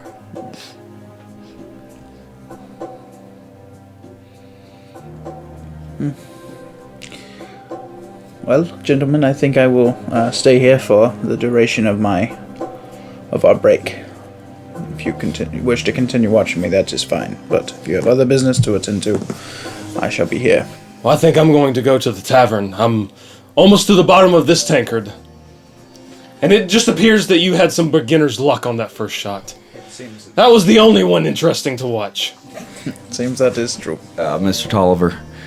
Yeah, I'm gonna head out. Got some business to attend to, but meet me in the lobby tonight, about sundown. 2 hours. Yes, about 2 hours from now. See you boys later. Seeker, what do you got going on? I'm going to tear apart the turret with legs. Okay. And, Add wings. no. Just completely tear it apart. I'm going to take the focus out of it for the force blast, for the force ballista. And I'm going to infuse it with thunder. And I'm going to attach each one of those to both gauntlets of my armor. Okay. So now what are we looking at here? Now we're looking at thunder-infused punches. The Enforcer. Love it. Okay. Is that all everybody wanted to do? Do I figure out anything about this bow? Roll an intelligence check. Yeah, you figured out You're smart, aren't you? Yeah, roll a 2. Intelligence? No, I'm not really all that smart. 12. So 1. Yeah, just go for it. 12. You're having trouble putting your finger on how to make this thing. You're hitting when you're shooting. It's not, nothing's off track. You're just having trouble making it do. Have I hurt myself anymore? No. Okay. You have a couple. You fire a couple that do a little bit more fire damage, but you've not had any do what that one did.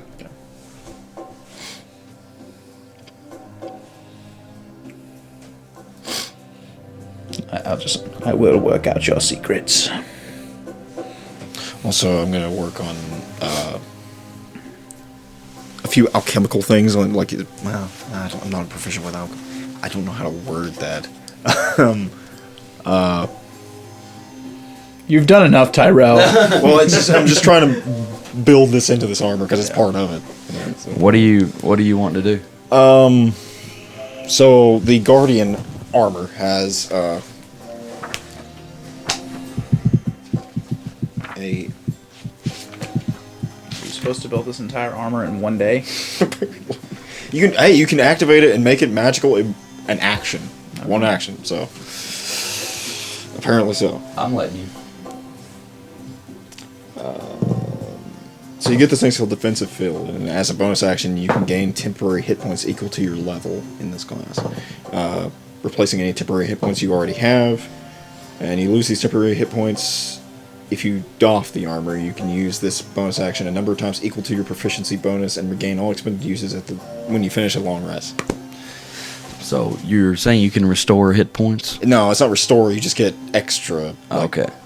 And you're just trying to you were just trying to figure out a way to make that make sense. Yeah. You've done something to infuse it into your suit. Yeah. That's what I was trying to figure out a way. Okay. If that's it, it's now time to battle. Make my way to the lobby. You see, the lights in the building have kind of been dimmed as the evening comes. There's some torches and things lit, and it's rather nice in here at night. It's kind of quiet. There's people milling about, but there's just the lighting and the atmosphere is just light and nice. And you see Mr. Tolliver standing down in the lobby. It's about time. Are you all going? Walk in the door. Mr. Masil! Mr. Alloy. That is my first name. We do not do that in Blackwater. It is Mr. Voidrest. Voidrest. I brought you a tankard. Thank you. Hand you the tankard. Thank you. Mr. Voidrest. Where's Mr. Seeker? He jumps from the top balcony. Comes walking out of the laboratory thing there. Coming down the elevator. Comes down the elevator. Ah, there he is. I barely recognized you with your suit of armor over your suit of armor. Yeah, well, Wait, here it is. how many suits of armor is this guy? This at least makes 3 now. Well, technically it's just 2. Ish. I'm gonna say, you say. your armor, you got it. You put it together and you got it functional, but it doesn't look special at all right now. Like it's just raw metal, bend marks, hammer. The guy said it was the best armor he'd ever seen. Well, it is functionally, but as far as making it like But it's shiny and ugly. nice, yeah, it's just Well, so it's like like the Iron Man original Mark Iron One? Man suit. Yeah. I was gonna say like it might have like some glowing runes or something on it because like it's supposed to Yeah, be magical. yeah. If that stuff is functioning, that it is doing that, but it's just pretty much raw steel. I think you looked better the way you were. Well, I'll shine it up eventually. You find everything you need in there? Yeah, I think it's pretty nice actually. Very nice forge. Looks good. Yeah, Ford's great. We got the best tools, the best everything here. Everything's the best here, yes. Yes, that's how it goes. Well, boys, you ready? Very. We're about to go get on one of the best carriages around. Oh, that's my dad pulling up. Right this way. You go out the front doors and there's a carriage sitting there waiting for you. This time it's a little bit bigger because you got 3 people that are going to ride. If you don't mind, I'll ride with you down there to where you're getting on the boat. And you all kind of got to get into this 4-seater. It's a little bit cramped with all 4 of you and the big metal guy over here with his suit of armor. It's a little bit awkward. But the driver snaps the reins. Are you saying something, Tyrell? I was just gonna say. So my other armor I've infused. I don't have it, so my AC is now 22 currently. But if I do infuse it later on, Oh, okay, I can got you. 23. Got you. But I still have the shield. So Okay. You take off down the path, and you're riding back kind of the way that you came, back up the hill and over the horizon, and you kind of see the town fading behind you as you go by.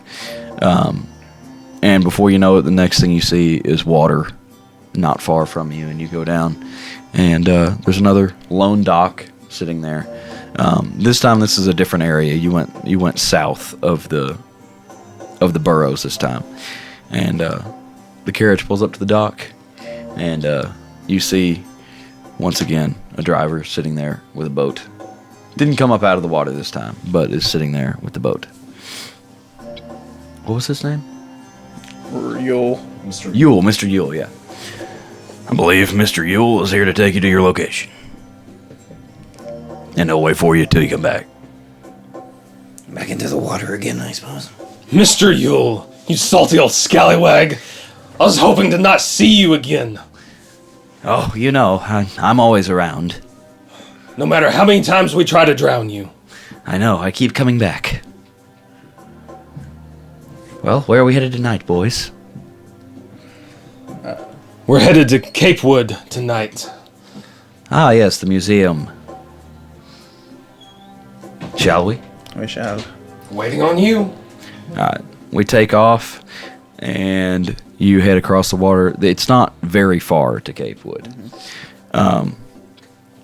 It's only about an hour and a half. You start seeing land, and you're driving fairly fast. Anybody have any last minute preparations to make?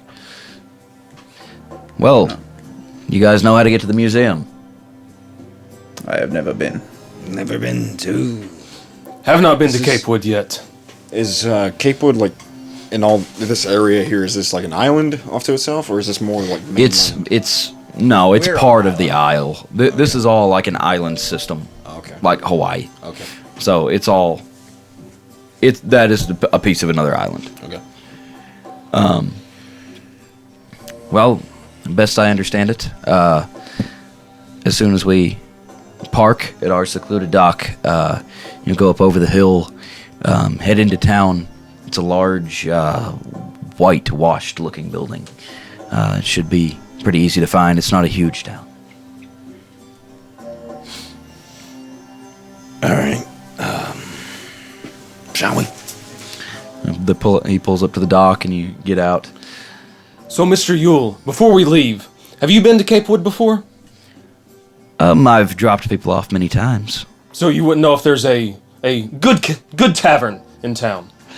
Don't think you'll have time to be going to a tavern tonight. My friend, there's always time to go to the tavern. We'll see about that. And he starts descending down below the water. Be here when you get back. Mr. Voidrest, as we walk, something you should know about the way that we fight. Seeker likes to get in close and personal. I like to try to stay back. What can we expect from you? I will be your shield. That is what I do. I have a large shield, and I use it. Lots. I like having a shield in front of me. We're playing Stellaris. Okay, you step out onto the dock, and you're kind of like, you have to walk up, kind of like where water has come up and washed kind of the beach away, and it's almost like a steep sandy cliff. And you come up over the top of that, and as you look over the edge, you can see the town just in the distance, not very far away. You can see some lanterns glowing, and the moon's out pretty bright again. You can see structures straight ahead. So, from the way I understand, we are not supposed to enter the museum, correct? That's what I gathered, yeah. We are letting the Greenbloods steal the item, and we will catch them on the way out, And deal with them. and then hightail it back to the boat. I don't know about you, but it's been a long time since this body has ran very far. I'm not sure I like the term hightail. I do not know what kind of authority there will be here, or how angry they will be at us for attacking people and stealing a stolen item. We are Blackwater. The authorities like us. Good to know. Then why couldn't you just get the crystal given to you? Why do we have to steal from someone stealing it? Because they were using it in a museum. The museum is private. Okay. Not everyone likes us. Fair enough. We shall see how this goes. Okay, how do you want to approach this? I guess we'll make our way to the museum and kind of look at the surrounding areas, maybe. Okay. Observe from afar. It's not too hard to find the museum. It's, as Mr. Yule described it, it's kind of, it's near the center of town. You can kind of see a bigger building from a ways off, and as you get there, there's kind of it's whitewashed, like he said, and it has 2 or 3 large pillars in front, and kind of a grand stairway going up, and it has a sign for Cape Wood Museum and Historical Society. Do I see a tavern nearby? Not on the street. I will make a quick run around to see if there's any other exits. Okay, so you're circling the building. Make a perception check. 20. Not natural. You're facing the building. You go around the right-hand side. There's some type of access door over there. It looks pretty strong. It's like it's banded wood. Looks like fairly new. It doesn't look like you just kick it in. Around the back of the building, there's some bigger doors where maybe they load stuff in and out, or unload large groups of people or whatever around the back. There are a couple bigger doors there. The left side of the building, you don't see any door. The front of the building, there's 2 sets of like double doors. They have a loading area in the back and a side entrance, rather locked down, but if they are coming out that way, I'm sure that the thickness of the door will not matter. I will probably just unlock it and go through. We could wait over on that side to where we could see both front and rear, along with that side door. That would probably work. Is there a roof like across the way from on that side that I could climb up to? Yeah, there's some businesses and things on the other side of the road. I will get my distance and perhaps hide up there. They're not in there now, right? We haven't. Nah, not that you can see. They said it was loud. Here, yeah, So. you would think that you would know. I'm going to pull my cloak over myself, the ragged cloak that I had before, and pull the hood up over my head, and then just kind of walk around to where I could see what he was talking about on both entrances there, and then just kind of stand there on a corner or something, up against maybe some shadows or something. Okay. I'm just gonna pull up a spot next to the street and sit down with my tankard and look like the neighborhood drunk. Okay, gotcha. I'm gonna climb up onto a roof and just kind of. I would like to be right below him on the roof. And you're kind of concealing yourself on the roof? Okay. At this point, it's probably 10, 11 o'clock in the evening. The moon is pretty high. Town is fairly quiet, except for you hear a few raucous people up the street that are drinking and whatnot. So there might be your tavern over there. I take note of that for later. What direction did you say that was? If you're facing the building, it would be to the left. Void Rest will remember that. Yeah.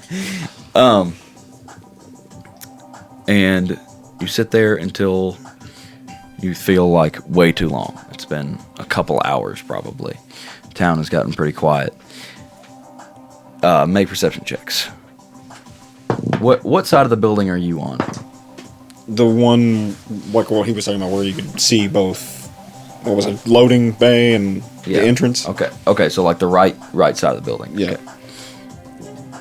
I rolled a 1. I rolled I got 10. Okay. 7. Rafa's dozing off. 7, 10. Okay. You don't notice anything. Suddenly, every one of you, even Rafa dozing off, hears a massive explosion. And it's towards the building, but the whole ground is just shaking. And you see the rear right corner of the building just fall. Okay. The ground kind of gives way beneath it, and just huge chunks of rock go falling down. And you hear some people, some voices kind of hollering and laughing, and then it kind of quiets down. Well, boys. You hear some dogs barking throughout town. People start kind of waking up. You see some lanterns light. Well, boys, I think that's time to earn our paycheck. Quite substantial, by the way, in case y'all didn't know yet. Alright, I'm gonna stay hidden on the roof. I'm gonna try to blend into any shadows and stuff. I'm gonna stealth and look, see if I can see people coming in or going out. Okay. Make a perception check. You want me to make a stealth too? Yeah, make a stealth. 23 for the stealth. 19 plus 5. 24 for perception. You can tell that from where you're at, you never saw them go in. Mm-hmm. So wherever they made this explosion from, they were able to enter from. And you can tell from what you're hearing that they are inside the building. You can hear some glass breaking and just some different things, some voices, stuff like that. Did anybody else make perception checks? What was happening? I don't know. I mean, whatever y'all want to do. Let's say 12. I got 19 that time. Okay. Are you still underneath him? Yeah, I haven't started moving forward yet. Okay. You can hear the same things, and you can tell that they're in the building, but they were never visible. And Seeker, you were right there where the explosion happened. Scared the daylights out of you. And as the building kind of crumbled, you almost had to step out of the way as some chunks went flying your way. But they're in the building, and they've entered from somewhere below, or they didn't like blow and then climb over the rubble into the building. So they like blew it from inside? Yeah. Or underneath somewhere. Okay. And they are now in the building. I'll go ahead and start advancing to that gaping hole in the building. Okay. I'm going to twist a valve on each set of my legs and cast Long Strider. Okay. And I'm going to haul it toward the hole. Are you going into the hole, or? I'm going to try to get as close as I can just to see if I can see anything inside currently for right now. Okay. As you get there, make a perception check.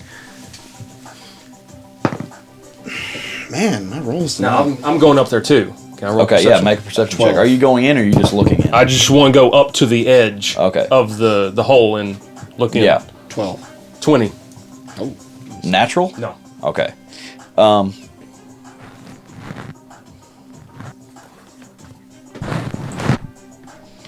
Slide that over to the, yeah. Okay. So this is the corner that is blown. And peeking through the crack, you can see somebody standing here. You see movement. Oh, I just broke the rest of that off. And you see a guy standing here. You can tell there's others, but you can't see exactly where they are in the room. What do those two look like? They're tall. One of them is holding some type of large box. The other guy is just kind of leaned over to the side like he is here. He's supposed to be leaning on a hammer. But it broke off. Let me just quickly explain to the listeners.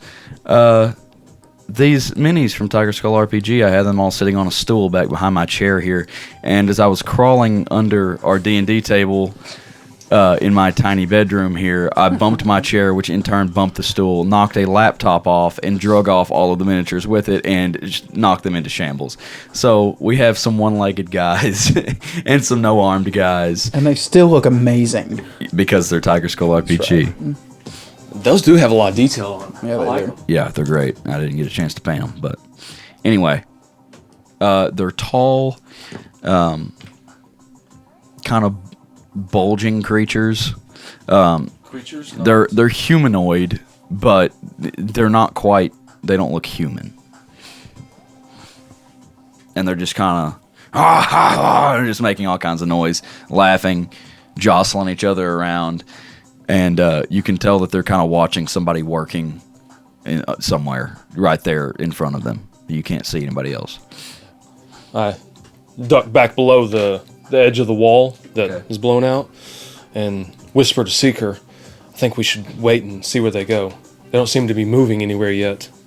There's no telling how many more of them there are, though. And what they're, like, spread out throughout the building. So do you think we should try to take these quickly?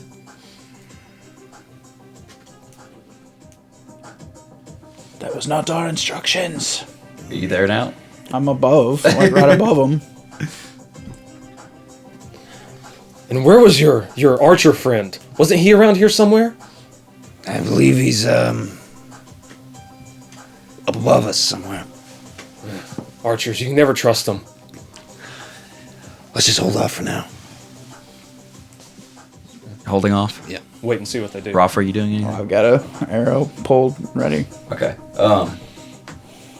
Y'all that are there close, this guy moves over, and what do I do? Oh yeah, you can now see there's another person standing here, and you see a glimpse of a large crystal as she puts it into a box that he's holding, and he shuts it up, and they kind of start looking like they're preparing to leave. They're picking up any tools they used or whatever. Can we see any kind of obvious way that they came in originally? You've got a pile of rubble where you're at, but they're looking kind of towards the pile of rubble, and then you see a guy step out on this side over here. You see him walk in front of the crack that you're standing by, and you can see he's holding some weapons and pretty heavily armored. Are they starting to move any one direction, really? Can we tell where they're fixing to go? You can hear them talking, and it sounds like they're starting to argue now. One of them saying, "We should go. We should go. We should go. We should leave." Then another one's saying something about, "We should check upstairs. Check upstairs." And then you see the taller, lanky one turns and goes this way. And then you can only see this one at this point. And I'll still... Mr. Seeker, I think that we should still wait and see where they go. I'm hoping they try to come out here, and we could hit them as they leave the museum. Yeah, let's just wait. Just hold off. you hear the one that went upstairs says something kind of back down the stairs. You can't tell what he says, and they all kind of move that direction that he went, and you can no longer see them. And that's stairs at the side there? You don't know. Okay. I'll climb down to the... To them? Yeah. Okay. I'll go ahead and look over the rubble and see if I can see where they went. Okay. Are you stealthing? God, I'll not. Okay. I'll try. Make a stealth check. He's got plate armor, so he has disadvantage. Yeah. I believe. I was going to say make it a disadvantage anyway. You have to roll it twice and then take the Where's my other D20? Ooh, Yeah. that's a good one. 5. Oh, yeah, 5. As you're kind of peering in there to get a better look, you see that this guy is at the base over here of these stairs, and he has seen you. So he says, "They're here!" And he starts running this direction towards y'all. me? Yeah, everybody roll initiative.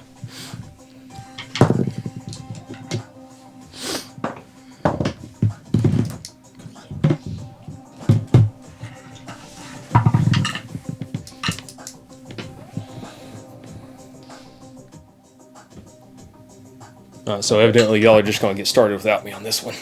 25-20. Nobody? Okay, let me finish rolling. Why does that say you have a -1 initiative? Because I got 8 decks. Oh, that's a nice one. That's why you get plate armor.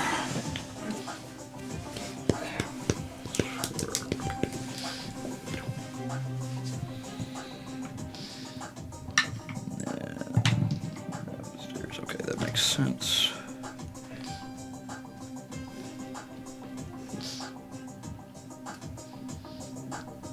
Okay, Rafa, where are you? 14.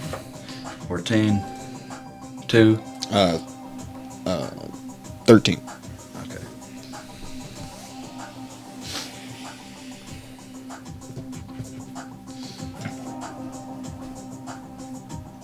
Void rest. Aloy. Void rest. Okay.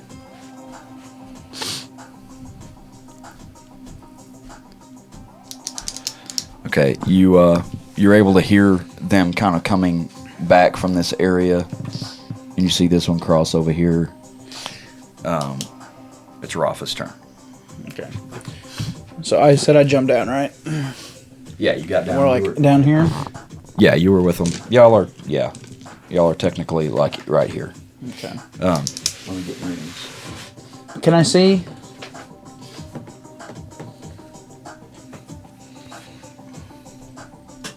You can see the guy that's coming out right there. But the crack is only about 1 square wide that they're looking through. It doesn't matter.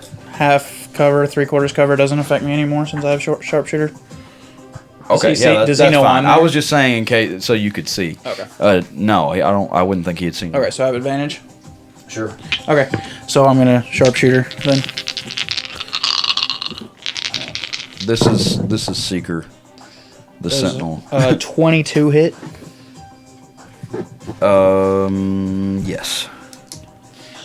Okay, I'm gonna pump a Battlemaster point into it. Okay. To try to knock him down. Okay. Nice. 15. 29 damage. And he needs to make a strength or dexterity saving throw. Not throw, saving throw, but acrobatics or Is it a saving throw or no? it's in the acrobatics check or an athletics check. Okay, that'd be a like 20. Yeah, that's okay. Second attack. Also sharpshooter. 19 plus 4, 23. Yep. My bow doesn't do anything interesting on these 2 shots. No. Okay. 8 plus 14 is 22 more. 29 and 22 damage. And you know what? Oh no, I already used a thing. Okay, so that's all my turn this time. That's all I do. That is 51. Okay. Seeker, it's your turn. Okay. I'm going to. I'm gonna go straight in at him. Okay. Going, stepping through the crack. Yes. Okay. Step up into the rubble, and then I'm going to try and just run up to him and just punch him Okay. right in the face if I can. That's a 16 to hit. That misses. Misses. Okay. And then I'm going to attack him again because I have extra attack now. Okay. That is even worse. That's a 14. That misses. All right. Anything else?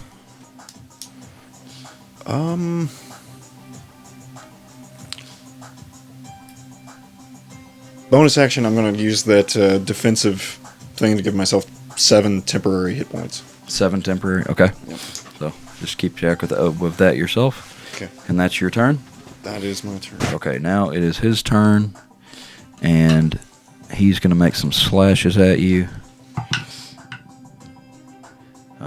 That is a 26 to hit. That hits. A 22 to hit. That is my armor class. That misses. That misses. However, so- on If it hits it, yeah. If it matches you, yeah. it's a hit. So he hit you with 2 of them? Well, I was going to say on the first hit, I have a reaction with that repulsor shield. Yeah. That sends him flying backwards 15 feet. So then he wouldn't hit you with the next one then? Is that what you're saying? It's a reaction. It'd be the first hit. So yeah. Okay, so just one of these is going to hit. That's 5 damage. Okay. And he goes flying back how far? 15 feet. Oh my god. No saving throw or anything. He's just sent flying. You can That's read it right really here. cool. No, I've never. You jump up on the rubble, punch at him a couple times. He dodges, comes right at you. He has two scimitars. He makes multiple slashes at you. One of them glances off of your armor, and he just shoots back. 5, 10, 15. Wow. That is Thor hitting Captain America's shield. Okay. Now it's this guy's turn. He's going to run down the stairs. 10, 15, 20, 25 to right there.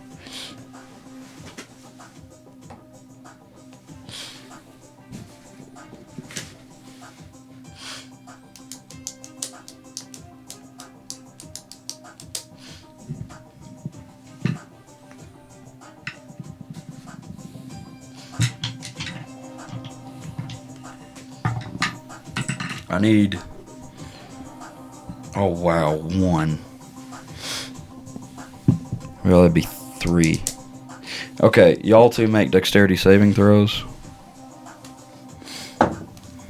Me and him? Yeah. Okay. That's 10. 0. Rolled a 1, I've got a -1. Okay, I'm pretty sure y'all are just both knocked prone, I think. Wait, what did you say yours was? 10. Okay, yeah, you failed too. Oh no, get that out of there. What's that? No, get out of there. Quit looking. at it. Quit looking. Looks like a weapon. Dadgummit, now my map disappeared. But that hammer's still there. Go ahead and bring that hammer closer. Leave it up there for a second. Yeah, y'all are both knocked prone. Okay.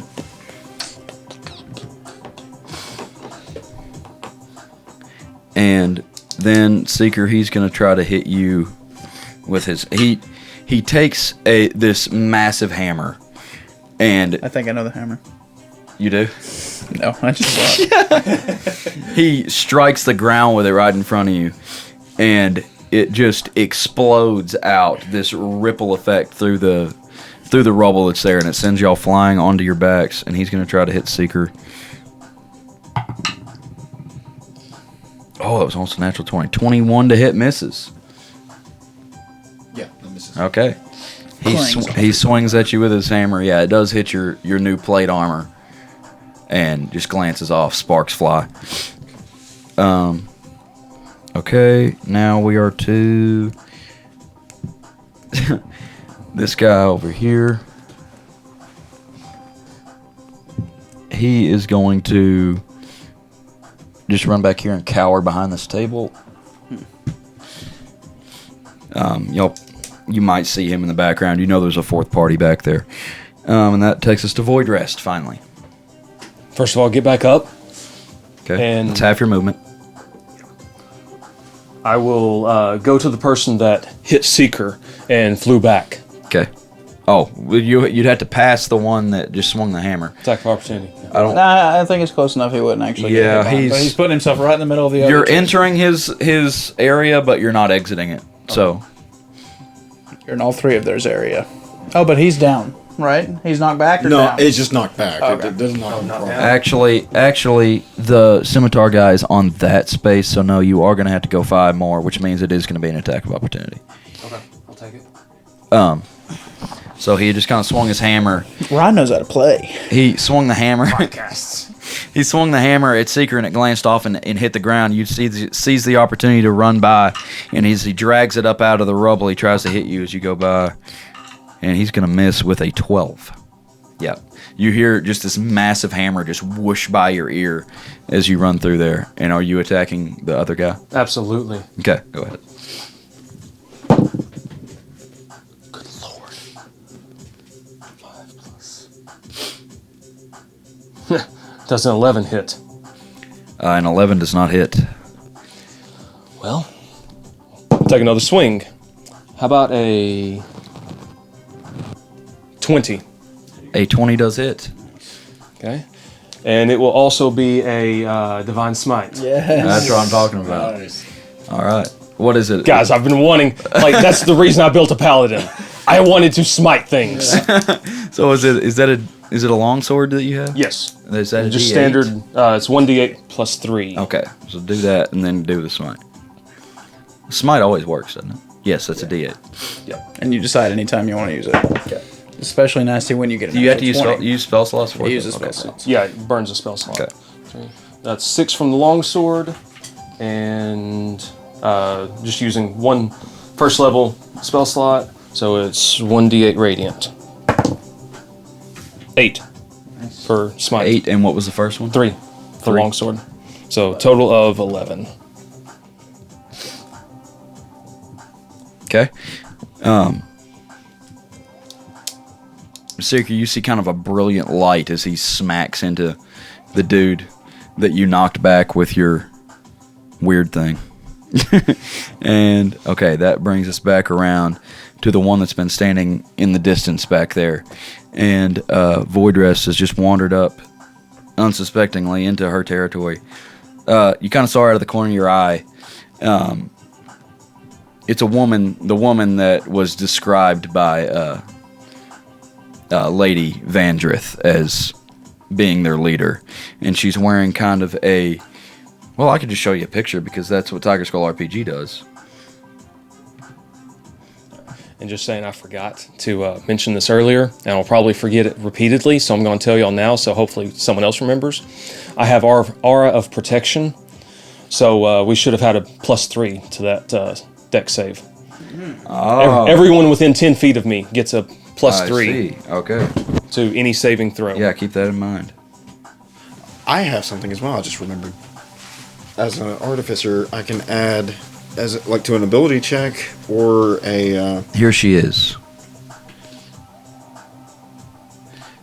That dude's silly looking. That's one of the dudes. I'm going to guess that armor doesn't provide a whole lot of protection.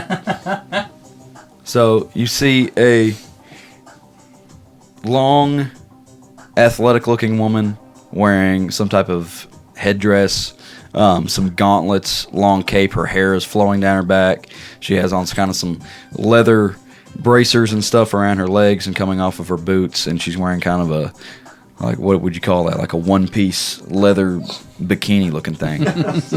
Is she an elf? She had long ears. Yes, it is indeed an elf. Knife ears. And she is the Wicked Mystic. The Wicked Mystic? Yep, the Wicked Mystic and the Green Bloods by Tiger Skull RPG. Cool. All right. I gotta get my map back.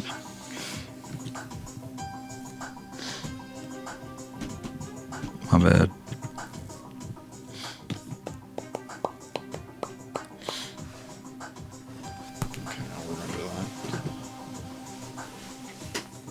I have a thing that I can use as a reaction if somebody is making a ability check or a saving throw. I can, as a reaction, add my intelligence modifier to that roll. How many times? My intelligence modifier, actually. Like. Okay. It is the Wicked Mystic's turn.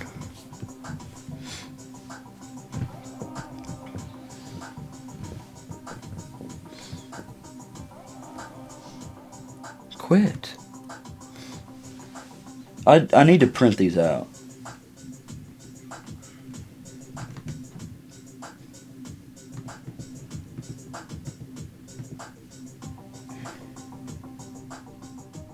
Guys, go check out Tiger Skull RPG. Yeah. So you can check out the Wicked Mystic and the Green Blood Thieves. Don't forget, you can put in the Commoners code Commoners15 for 15% off. That's right. At the store. Okay. STL files. You know, We have a fan. she's gonna step up kind of behind you there. And Rafa, well, no, you can't see in there. Nobody really sees. But her gauntlets are going to kind of light up. And she's going to make 2 scorching swipes with her gauntlets at you. Oh my gosh. A natural 1 and a 16. Miss. Okay, make a... No, because I didn't hit. Okay. That's her turn. Now we are going to go to Rafa. Now, is there a hole in the ground over here? Yes. Like how big? Pretty big. All right. And there's just a little bitty hole here? I mean, there's a crack in the wall here that's like what they entered through. At the bottom of that crack, there's a hole in the ground. Okay. This guy's the guy I originally shot at. Does this one know that I'm here yet? Probably not, no. All right, well then, I will go ahead and sharpshooter at him. Ooh, 2 natural ones. And wow, that's my only hope. a 17. Just hits. Oh, yes. That's a sneak attack. I will not do that one. Oh, actually, no, that did more than hit on him. I was looking at the wrong one. 20 damage. Okay. Second attack. Ooh. 11. Misses. Okay. Is that all for that turn? As a bonus action, I will use another battle mastery point to snipe at him again. There we go. 22. Hits. 17 damage. Wow. A sharpshooter, man. Okay, that's your turn? Yeah. He kind of, you slip him. He's not wearing a whole lot of armor. You just kind of slip him into his shoulder, one into his shoulder and one into his chest. And you can see him kind of grab at the arrows. Seeker. Okay, I'm going to stand up at that guy's feet. I'm going to look at him and go, Let's see you do that again. and I'm going to like hit my chest, and there's 2 of me that comes out of the side. I cast Blur. Okay, casting some magic, a little blur. Okay, let's get you a little. Couple other figures. Extra. 2 extras. Oh, you have 2 of yourself? Yeah, like it's There's like 3 of them there now. Yeah. Oh my god. 3 total. Like, yay? Yeah, like that. Right next to him. He has disadvantage on attack rolls against me now. Currently. Well, what do you know? Just broke that. I think it was already broke. You can be the Capra Demon. Okay. There we go. I love that thing. I love You say it has love disadvantage on you now? Yeah, it has a disadvantage on attack rolls against Okay. me. That comes to that's your turn? Yeah. Yeah, that's my turn. Okay. Oh, no, wait. Bonus action, I'm going to do the defensive thing again. Okay. And what does that do for It you? gives me 7 hit points again. Oh, okay. Can you just do that as many times as you want? No, that is 2 of the 4 times I can do it. Okay. Did your other full 7 go away? No, I still had 2. Why did you not wait? Well, it would... Well, now I he has should have. 14. No. He only has they 7. go away if you- Temporary just replaces. Oh, I We got thought that with Cameron. We thought he got up to like 30 extra, and it only replaces itself. Okay, I got you. Okay, the original guy with the 2 scimitars that are both broken off is going to attack Mr. Voidrest again. He is being a shield in there for sure. If I could roll worth a crap, oh my gosh, get that Shields one out of don't here. get hit. It's part of the plan. Natural 1! Okay, that may hit. 24. That hits. Okay, let me get one more here. Go for a run. Natural 20! Okay. So, that is going to be... Go back to using those other 2. That is 8 damage on the crit, and 8 damage on the other, 16 damage.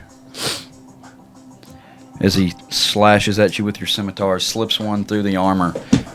The first couple attacks you blocked with your shield, and then your shield got knocked away from your body just for a split second, and he slashed through. He's going to stay standing there. Then it comes to Hammer Guy.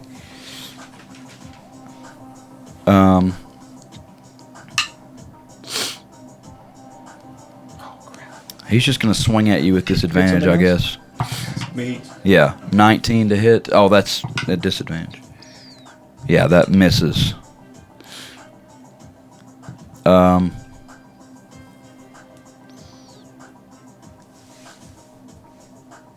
He's kind of freaked out. He's going to stay there. The third guy is cowering behind a table. Voidrest. What is the Wicked Mystic doing? I I mean, she swiped at you on the last turn, and now she's just. So she's in melee range, right? Yeah, she's right next to you. Yeah. Hitting her. Okay, go ahead.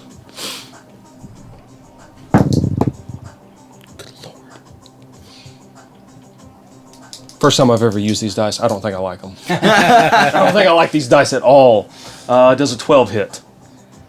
No, that misses. I've seen her armor. It hits. Yeah. No. There's not much armor there. It's enchanted. Enchanted leather armor. Yeah, I mean, enchanted bikini armor. I mean, you can't go wrong with that. All right, so I am looking Makes sense with the little sky at this enchanted bikini armor too much, and for sure. I whiff twice. Bad. Okay. She's. There's a local tavern nearby, you know. Yeah. After this, I mean, we could go there. Maybe talk this out over a drink or two. She kind of smiles, 7. and then she's going to slash at you again with her claws. Not the worst reaction I've had. Another To natural one. That's the wrong die, Seth. You put my losers back up there. Me? Oh yeah, there we go. That's those dice 20, back up there. 26. that hits. No, it's actually more than that, I think. Oh, it still hits. Yeah. It's harder.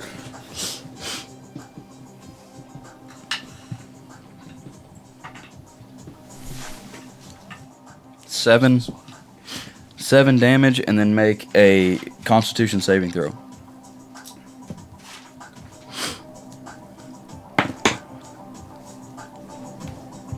Almost natural 20. Yeah, minus a 0.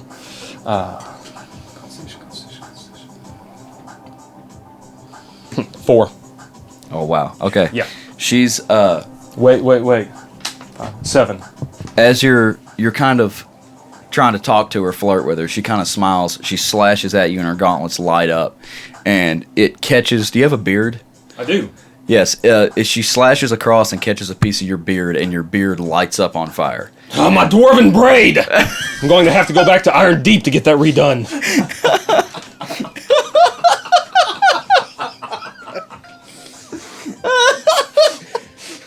My dwarven braid. Oh, okay. You now have the burning condition, which I think means that you take a certain amount of damage at the start of each of your turns. How much damage did you say first? 7 damage. Now we go to Rafa. I'm going to just keep shooting at this guy. I assume I don't have advantage anymore. So I'll just do normal shots now. 12 to hit the hammer guy.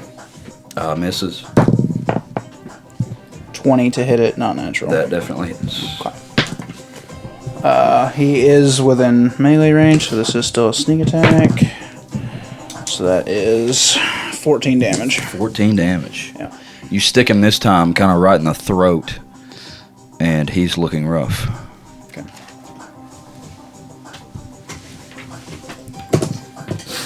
That's your turn? Seeker, your turn? Alright. I'm going to punch the hammer guy in the face. Okay. That is a 17 to hit. With the hammer guy? Yes. That does hit. Okay, cool. That is a D8. 9 points of damage. 9 points of damage, and that was just enough. And what did you hit him with? My fist. Just You punch him I- and just with- knock him back. thunder damage. It's like an anime character. You punch, and then all of a sudden, explosion. And he just falls and crashes into this table full of precious minerals and gems, and it just shatters onto the floor. When I was reading that, I was thinking like the repulsor fists of Fallout New Vegas. Did you ever play that? You never did play it. Okay, now it's back to Scimitar Guy's turn, and I still have one extra attack. I'm gonna move up, okay, and then what do your shadows there do? What do they? they just follow me. Right They're- beside- how side long by does side. that last? As long as I can concentrate, as long as I don't get hit, like for a minute. Okay, for a minute. Okay, And I'm gonna attack. I'm gonna attack her. okay. Go up to her and attack her. Gosh, it's crowded in there. those don't have to be there. You get those out of there. We know he's blurred. Just remind me that you have disadvantage. That is a 15 to hit her. Her, that misses. Oh, okay. Alrighty. Then, yeah, that's it. Okay, then it goes to Scimitar Guy's turn. He is going to attack Void Rest again. Another natural 20, but also a natural 1. 14 doesn't hit, does it? No. But a 23 does? Yes. Okay. That is 11 damage on the crit and 4 damage on the other, so 15 damage.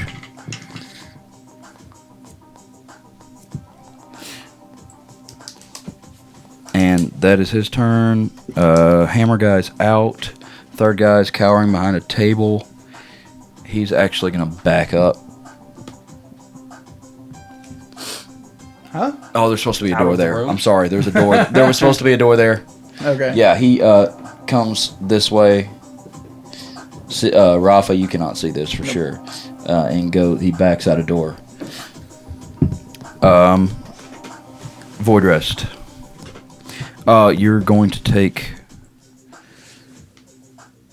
I know it's like a percentage of the initial damage, which was 7. I'm just gonna roll a d4, and that's 4. So you take 4 fire damage from your burning beard. I love this beard too. It's gonna take forever to regrow it.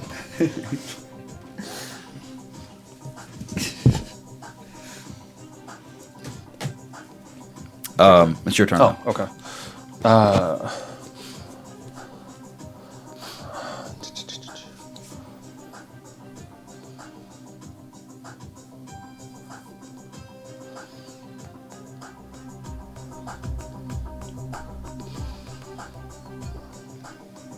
I will attack Scimitar Guy.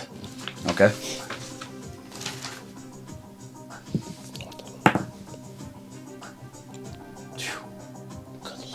Does a 10 hit? No. Boy, you are rolling trash. 12. Miss. I'm gonna stop attacking, guys. I'm just gonna sit back, watch this with my tankard. You need a tankard like AJ's. Actually, I have like I made a mini on Hero Forge, and he has a tankard attached to his belt. Yeah. Did you send it to him? Mr. Void Rest. No. He'll print it for you. It's a 30 printer right there. Seriously. Yeah, I'll print it for you. That's awesome. Yeah, just send it to me. Okay. I'll probably paint it for you too. Okay, how would you interpret this? Okay, targets within 30 feet and line of sight. Would that mean only if you were looking that direction? Or just if you were in... It'd be 30 foot in front of you, line of sight, not someone who's behind you, even if they're like 5 foot from you. Yeah. So like everything you can see within 30 feet. Yeah, pretty much. Okay, I need you two to make dexterity saving throws. Remember, you get a +3 to all saving throws. Oh, yeah, and I keep forgetting that call. too. And I can use my thing too as a reaction.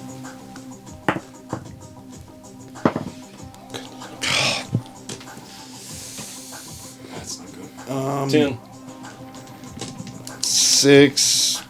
Seriously, I've not rolled anything in the double digits. Try some of those. Even if I use my thing, it's only going to be 10.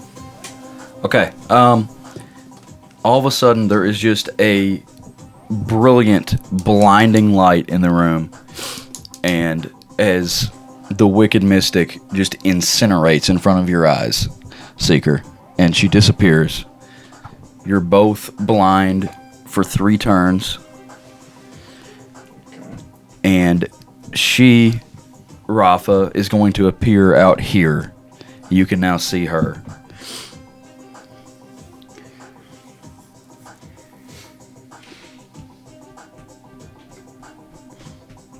And that is her turn.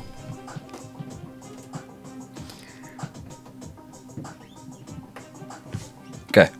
Then it goes to Rafa. Okay. Well, then, as she appears, I will go ahead and attack her. Okay. I assume she sees me as well. Yes. She Ooh, said that was close to a natural 20. if you're just standing out in the open. Okay, yeah. She was trying to find you. 23. That hits. 10 damage. Okay. 15. That misses. Okay, I might use another one of my Battlemaster dies.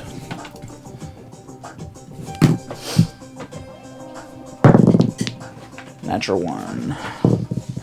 And my bow is not doing anything, huh? Did you hit her on that one? Yeah. Roll a d4. My first shot at her. 3. 3.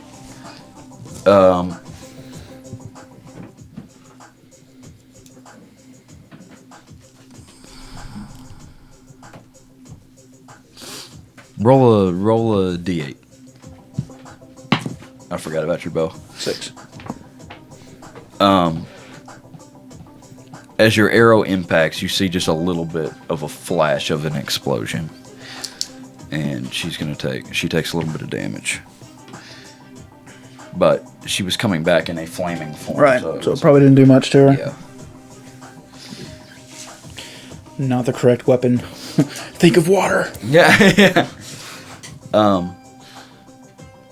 You could try it and see what happens. Goes to Seeker. Okay. I'm blind. You are blind. Okay. I need to make a... Oh my gosh. He's also blind, but you don't know that. Okay.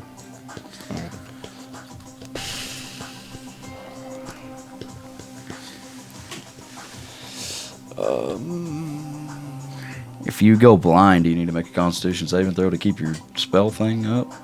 I thought that was only getting hit. An actual attack. I'll say it stays up.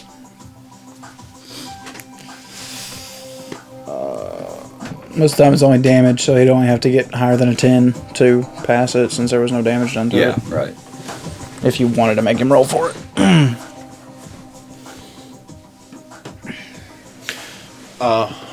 I'm gonna try to fill my way, try to fill the wall. See if I can fill my way around the room.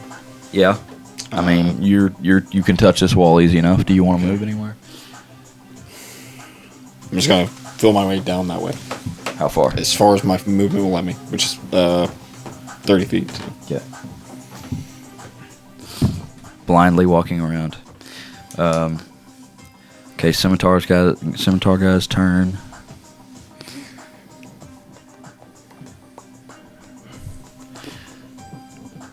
He's gonna swing, but these will all be at disadvantage, right?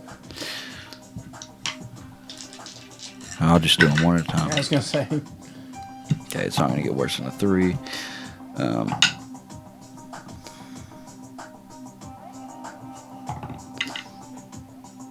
Okay, does a 17 hit you? It doesn't? Oh, wow. He dodged another natural 20. This one's a hot roller right here. That misses, I'm sure. Oh. That's cocked. Does a 21 hit you? That's my armor class. Okay, let me see if I roll. That's cocked. Does a 20 hit you? No. 21's your armor class. Okay, then you missed. He missed. You just hear swords slashing by your face, missing. And he's going, "Argh!" Can't see. Okay. Okay, Void Rest, your turn. While I'm hearing the sword slashing all around my head, I pull the tankard from behind my back, take a drink, and hit myself with Lesser Restoration. Oh. Okay, so you can see now? I can see now. That's an action, though? Yes, that's my action. Okay. Very nice. Good play. I wouldn't even have done that. Okay, that's your turn? That is my turn. Okay. Back to the Wicked Mystic.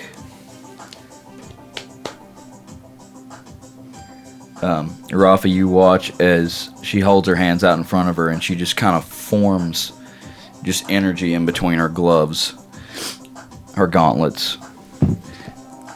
And she fires a bolt down in between your feet.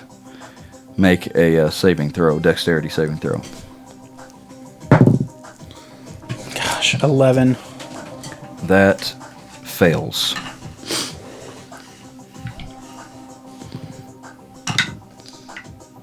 And you take 16 fire damage. Woo-wee. And you now have the burning condition as well. I think it's like 10% of the rounded down or something of the damage dealt at the initial blow. Or maybe it's 20%. I don't remember. Anyway, we'll give you like 2 damage at the start of every turn. I needed to look that up before we start. Okay. Rafa. 2 damage. Yeah, take 2 damage. Oh, shooter.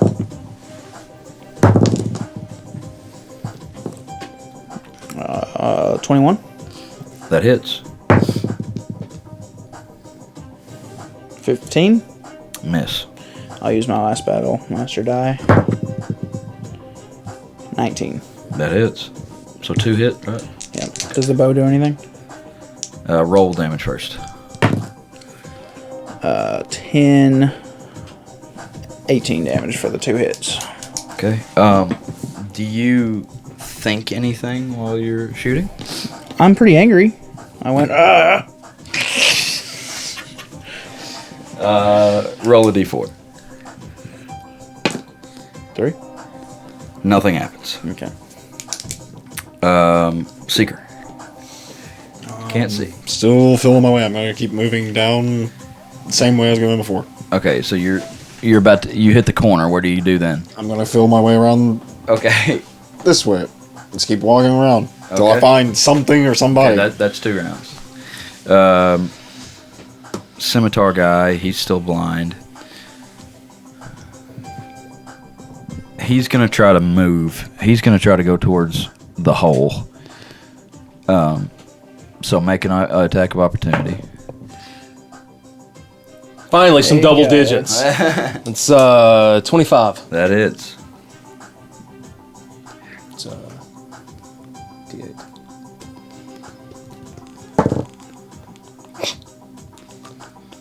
Five damage. 5 damage. Okay. You know what? Let's go ahead and throw smite on that. There you go. Yeah. Because that's probably the only time I'm going to hit. So that's another D8. And that would be 8. His smites are hitting. That's the only thing I'm hitting with. 8. 8 for the smites. 8 and 5, so 13. Yeah. Okay, he goes down. Nice. He just falls into the rubble.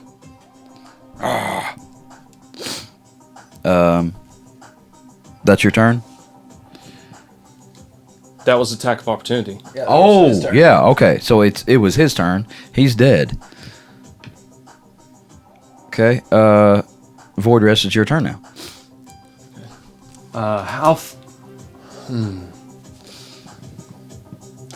Yell to Rafa. You think you got her? I gotta. Okay, how far away is Seeker? Until she flashes away and I don't know where she goes. 35 feet. Within 5 feet is melee range, right? Yeah, within 5, yeah. Yep. Okay. I will go to Seeker Okay. and hit him with Lesser Restoration. Okay. Nice. Seeker can now see. He can now seek once again. Seeker is seeking. I bet you're from Hufflepuff, aren't you? Okay, it's back to the Wicked Mystic. Hufflepuffs are great finders. Okay, she's gonna charge at you. There's a hole there. Well, she's gonna go around. The hole's like here. Oh, I thought She it was a was- big hole. Well, it's like Did say it was a big hole. He did Like say. He said it that. was this whole thing. it's like no. I mean, you're not guarded by that hole. This crap ain't here. This is open street. She can get to you. This is the building next door, I assume. No. That was just That's the another room. tavern we're going to later. It's got a big hole in it too now. Okay. She is gonna swipe at you. They're just doing some outdoor dining, remodeling.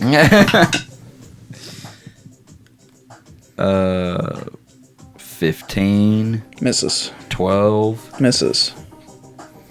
Why? It's incredible. Yep. That's it. She's ticked. Rafa, your turn. I pull out the Gladius. The Gladius. So I take a little bit less of the fire damage, right? Because I have fire. What resistance or immunity? Yeah, you only resistance? take All right. Take 1 damage Okay. as you're on fire. and radiant too. Okay, so it's a short sword, right? Yep, does a d6.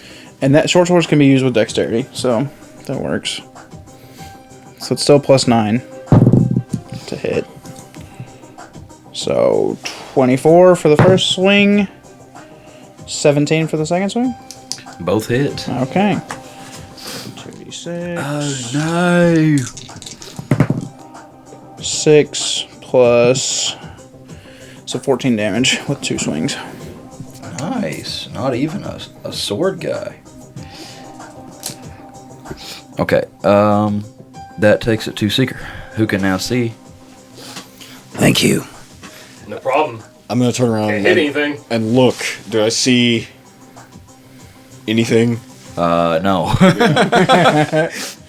You woke up. I mean, you see some bodies laying throughout.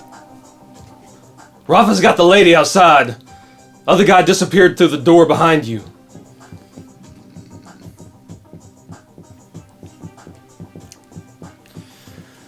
Go help Rafa. I'll take care of him. On it. I'm gonna go out through the door. Okay, as you do, he's gonna try to hit you. Oh, he's on the other side of the was door? There, yeah. Okay. Don't forget he has a disadvantage because of the blur. Blur. Blur's still there. Okay, that one is like a 19 anyway.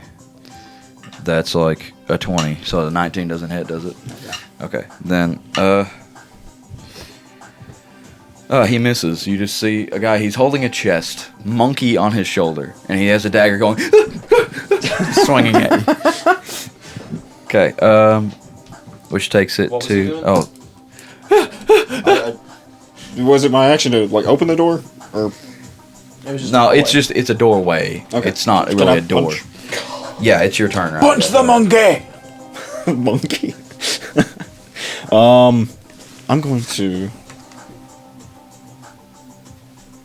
I'm going to. Yeah, I'm going to punch him twice. Okay. Dang it. That's a 15 to hit. Hits. Oh, it does hit. Okay. That's a 8 points of damage for that one. Okay. Come on. Dadgummit. Oh, wait, that's actually not. Okay. That's 16 to hit. So you said the 15 hits. Yeah, okay, yeah. so that's 7 points of damage with that one. Okay. And yeah, that's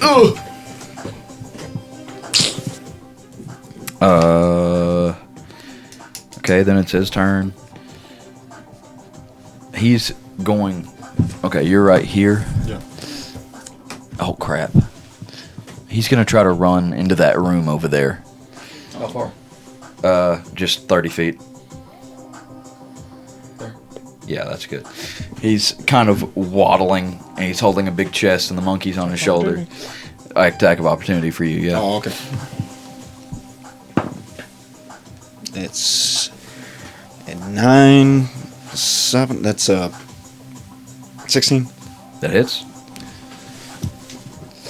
That's He's totally like the egg guy off of Spyro. 10 points of damage. Okay.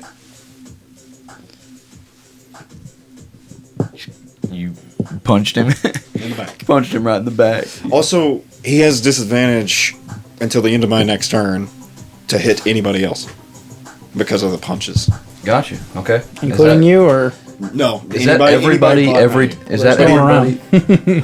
I said there's no one around. Yeah, Did no. you do something special for that one, or is that No, everybody that has gets been for punched? every single punch that I've done. Oh, okay. Well, we didn't put that in effect, but Yeah, I forgot. this would have been real ugly if that had happened. Okay.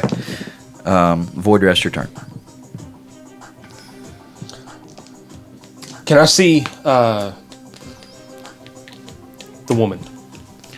You know she's out there, but I can't see her? You can't see her from where you're at now. Okay, I will advance until I can see her. Advance. To get to like right here. Okay. Well, So that's my full movement. where was he? Right there. On that 20, 25, 30. If you go to that one, I would say you could see her. If you're trying to look at that crack, you could see her from there. Okay. I cast Moonbeam. I hold up my holy symbol as a paladin, which you can see is a small wooden horse figurine that I wear around my neck. And cast Moonbeam on her. Okay. She makes a con save. Okay. Yeah, I need to find a D10. 2! Yeah, so That's a 5. No, actually, it's That's a D12. 8. That is detail 12. Which one? Guys, which one's D10? It's a total of 8. I'm guessing that still. 16. My spell save. It's Gotta be higher than an 8. Yeah, it's better than 8. Yes, 14. Okay. Okay. So she takes 2d10 damage, so it's 16. 16. Nice damage. Does that do anything Radiant. 16 radiant damage. Engulfed in ghostly flames. Half as much. And if Oh, she my is bad. She has advantage on saving throws against magic. So I'm gonna roll again. Okay, that's still that is a 14. okay, well it's DC 14 spell mod plus 6. So is that 14 or is that 20? Oh wait, is this a? Wait, she had to make a saving throw. Yeah. On a fail, she'll take half my. Okay, half yeah. the So damage. it's just 8 then. Yeah. Yeah. Right. I'm not real good at reading these things. When it says DC 14 spell mod plus 6, what is spell mod plus 6? That's your attack modifier. Yeah, it's your attack. Okay. Yeah. I don't know why they would have that on a thing that has a Yeah, those saving spell throw. cards. It's really weird. So she takes 8 damage. Yeah, is that if she is the shape changer, she's at disadvantage. Okay. She's not. So it doesn't light her up or anything? Give everyone else advantage? No, it just says engulfed in ghostly flames, but that's it. Sound like something that might. She kind of cries out as this beam of light hits her. Now it's her turn. And the beam does remain there. Okay. It stays there. It is a 5-foot cylinder that she is in the middle of. It's on her the Yes. whole time. Okay, is it gonna do damage again like next turn? Uh-huh. Is it shooting down from the moon or from you? From the moon. Okay. Does it follow her or is it in that one spot? I can move it. Okay. Cool. It is on her, and you can tell she kind of a look of fear kind of gets in her eyes, and she's gonna slash at you again with her claws. 13 and 22. The 22 hits. It's just not very good damage. Especially not like that. 7 damage. Is that fire? Make a Constitution saving I throw. take half of fire damage now. No, it's not fire Oh, damage. okay. Constitution? Yeah, Constitution. Darn it. 16. Okay, you're good. Oh, not 16, so 18. Yep, you're good. Okay. So 7 damage total? Yep, 7 damage total. We're gonna go to your turn now. I still take damage from that fire? Yeah, one damage, I guess. Alright. Alright, I guess I will. Gladius her again? Yep. I'll just roll both of them. 10 and a 23. 23 hits. 22. 22 hits. 8 damage. I missed my bow. Just need to back up. Yeah, get hit. Is she a rogue? Like partially? Level 1, I don't have. Seeker. Nope. Okay. Secret. I'm gonna rush at this guy. I'm gonna tackle him and try to take him to the ground. Okay. I'm gonna move all the way up to him. I'm gonna try and grapple him, take him down to the ground. Okay. Is that strength versus strength?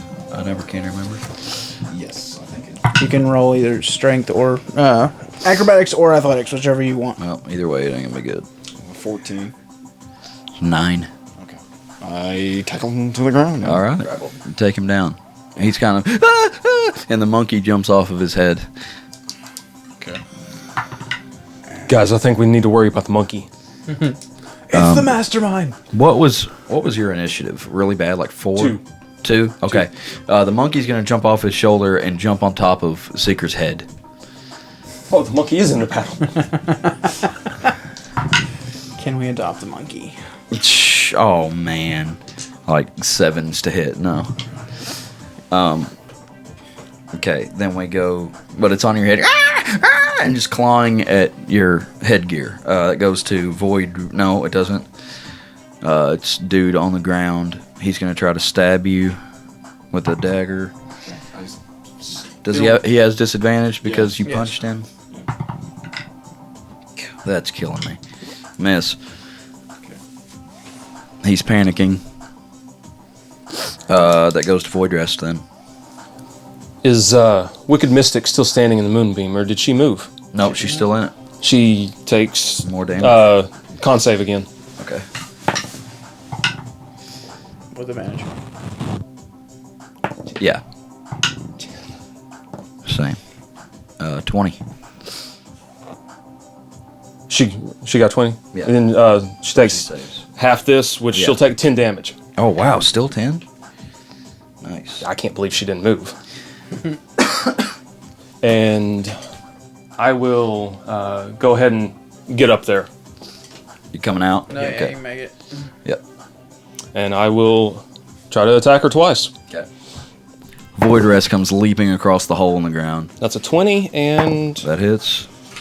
that's a 25. That hits. Golly, here he comes. That's fine. D8s. I switched to your dice, Seth. That's, D8. evidently, mine are crap. Mine are just well seasoned. D8s for damage. Right? Yeah, that's it.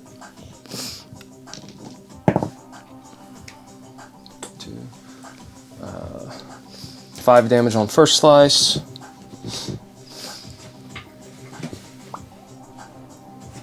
Yeah, I'll go ahead and make that smite too. Okay. On the first one. And 3 damage for the smite. Okay. So that's 8. Okay, and then second attack. The 4, 7. So 15 damage. How's she looking? Not great. Throw that second level smite. Ooh, 2d8. 2d8. What were we up to on damage? 15. 15 damage. Okay. It's 6 and 7. So 22 damage. She looks bad. Rough. That's it. That's all I got. That's it. Okay, it's her turn. I have a feeling I know what she's about to do. Yeah, she's flashing out again. I shut my eyes. Dexterity saving throws for both of y'all.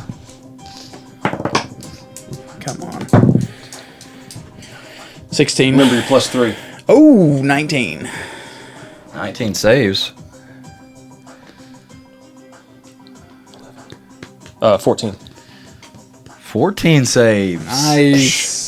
Right as you see her start to flash, you both shut your eyes, kind of shield over your eyes. She I just disappears. dug behind my shield. There you go. She's over here, and she's going to dash another 30. She's trying to get away. How far away is she? It doesn't matter. She's 60. It's 60 at this point. It does for me.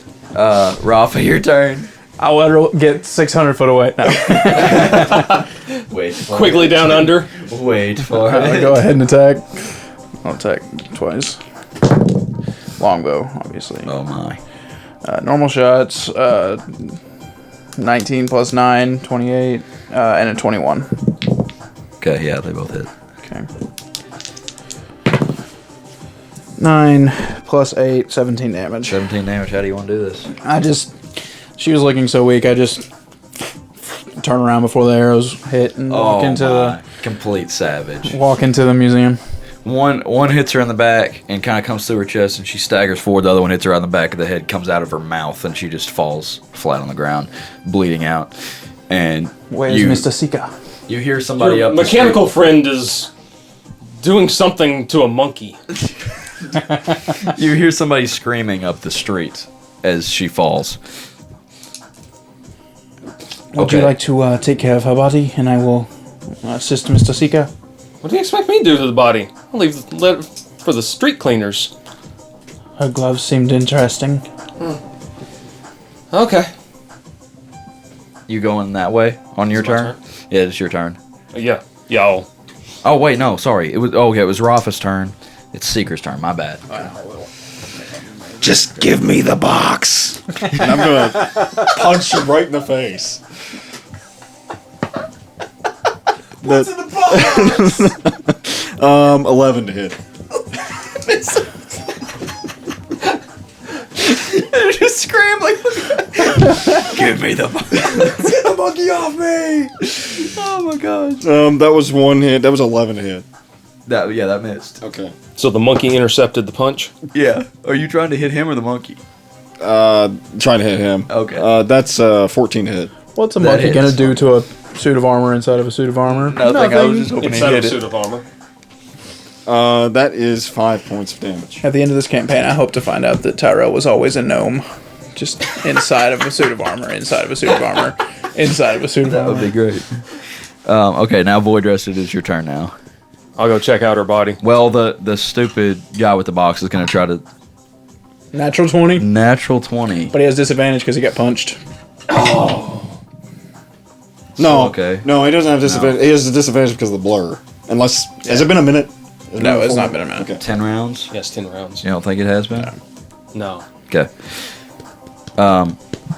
Yeah, he's slashing at you with the dagger. Dadgummit, I wanted him to land one blow. Did he do something cool? No. Just feel bad for the check guy. out that dagger. That's my turn. That's your turn. That's his turn. Void Rest, your turn now. Sorry. I'll go. Just give me the box. If she's got anything fun besides the leather bikini. Okay. Make an investigation check. Can you see magical stuff or anything like that at all? I have sense good and evil. Nah, that wouldn't do anything. 12. You can't see a good way to get the armor off. You assume it might be enchanted because she was pretty hard to hit. Why do you assume he's trying to take her armor off of her? Wow. I'm just saying Seriously, what kind of guy do you think I am? the gauntlets. You want to take the gauntlets? That would be the easiest thing to get off. I'll take the gauntlets. Okay, you take the gauntlets. But you can also, you look up and you see some people coming out of their houses down the street and like people motioning your direction. And you're standing over a dead body out in the street, so. Now I haven't used my action yet, right? No, you have not. Well, yeah, investigating that is an action, right? Yeah, you've used your action. Speaking, you have that a movement. bonus free action? Free? Yeah. Okay. Reaction. I just tell everyone we're just remodeling the place. Okay. Hold up my tanker and said, "Everyone have a good night." They're confused. Someone might need to call security. Rafa, your turn. Can I make my way, Cassie, down the hallway? Yes. Is the guy standing up or is he down? They're both down. They're on the ground. Okay, I'll shoot the monkey then. You shooting the monkey? Yeah, it's attacking him. Okay, hit the monkey. Yeah. 16. That would definitely hit. Okay. What? 16? Yeah, Oh, that's a plus 7. 9. I thought that was a 2. Unfortunately, that's a sneak attack. Oh gosh. So 11, 15 damage. Okay, it's up On on the monkey? It's up on top of Seeker's head, going, "Ah!" And then all of a sudden you just hear, "Ah!" And it kind of falls off. It gets shoved forward onto the ground, lifeless. Okay, now I'll take a disadvantage shot at the guy that he's got pinned down. Okay. 18 and Oh 17. my. Yep. Yeah, that hits. Yeah. Hits a lot. Yeah. So just another D8. 9 damage. Damage. Oh my. That's your turn. Finish it. Seeker, your turn. How's the monkey I'm looking? gonna grab his arm. It's dead. I'm gonna grab his arm, the one that has a knife in it, and try to make him force himself to stab himself in the throat. Okay, so strength. Yeah. That's 5. Oh, he got like an 11. So, or no, it'd be a 12. He's just holding up.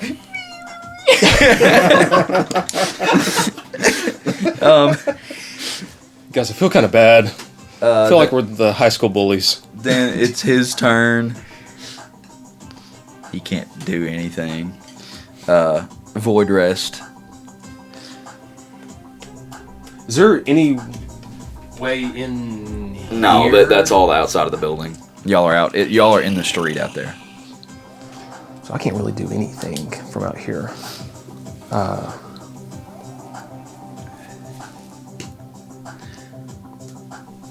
I'll try to get back in. How far can I make it? You can make it 10, 15, 20, 25, 30, 35, 40, 45, 50. If you want to dash, you can get to like here. Yeah, dash. Okay. Alright, and that's your whole turn. Now it's Rafa again. I'll shoot at the guy again with disadvantage. 21? Yep. I'll do it again. How do you want to do this? I'll just... In a flailing of metal arms and him, I just get one again in the side and finish it off. Roll a d4. Where's my d4?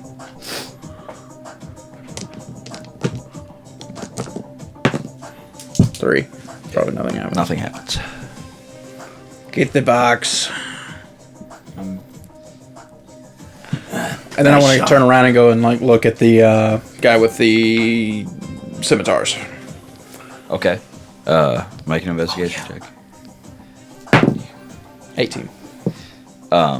He has some scimitars. Nothing else on him? No. Do the scimitars I mean, look special? They look really well I'll made. take 'em. I'll Really take well 'em. made. Okay. Taking the Does he have scimitars. 2 of them or 4 of them? 2. Okay. He was making 4 attacks, I wasn't sure. He also... No, he doesn't. Okay. Tyrell, you want to do anything? I'm picking up the box. Picking up the box? Okay.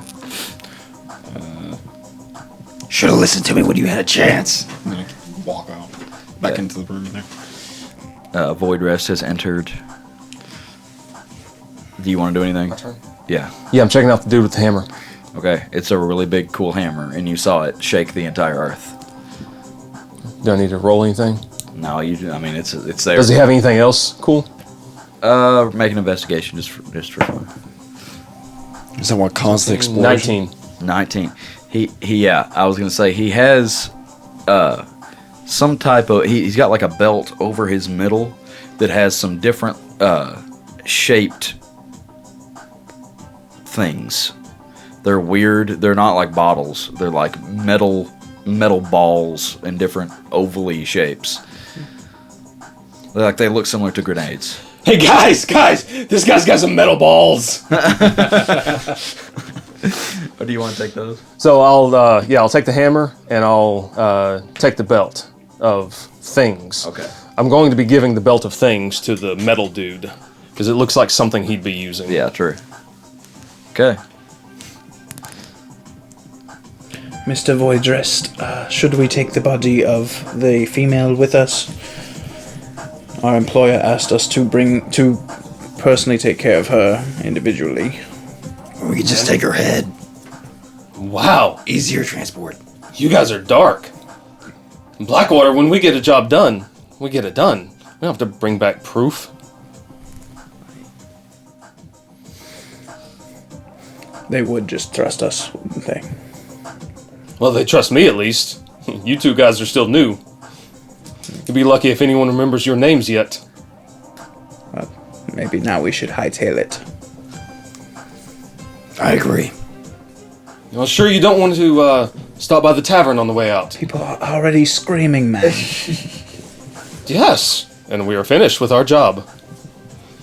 You guys are boring. Okay, let's go back to the dock. I will drink with you back at the island. Just not here where the crimes have been committed. All right, hit it out. Yeah. Okay. Yeah. that's where we're going to cut it off.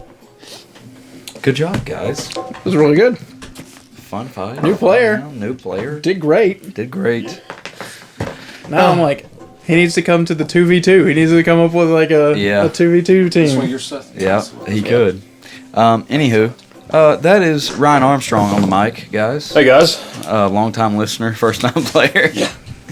I've actually listened to the entire podcast. Yes, probably one of the few that has, besides my mother. You and Deb. Okay, so we'll catch you guys next time. Be sure to check out Tiger Skull RPG. As we mentioned before, this was the Wicked Mystic and the Green Bloods, the Thieving Green Bloods, actually. It's one of the coolest ones I've seen yet. I was instantly inspired when I saw it. There's like multiple poses for every figure, and they're just fun and cool. I can't wait to find out what all this hammer can do. Yeah, it's pretty cool. Really cool loot with this one as well. So go check it out, tigerskullrpg.com or patreon.com/tigerskullrpg, and we will see you next time. See ya! Thanks for tuning in for this episode of the Commoners of D&D. If you like what you heard, be sure to subscribe to the podcast to make sure you never miss an episode, and leave us a review to help people just like you find the podcast. Also, follow us on Facebook and Instagram at The Commoners Official for news, updates, and more exclusive content.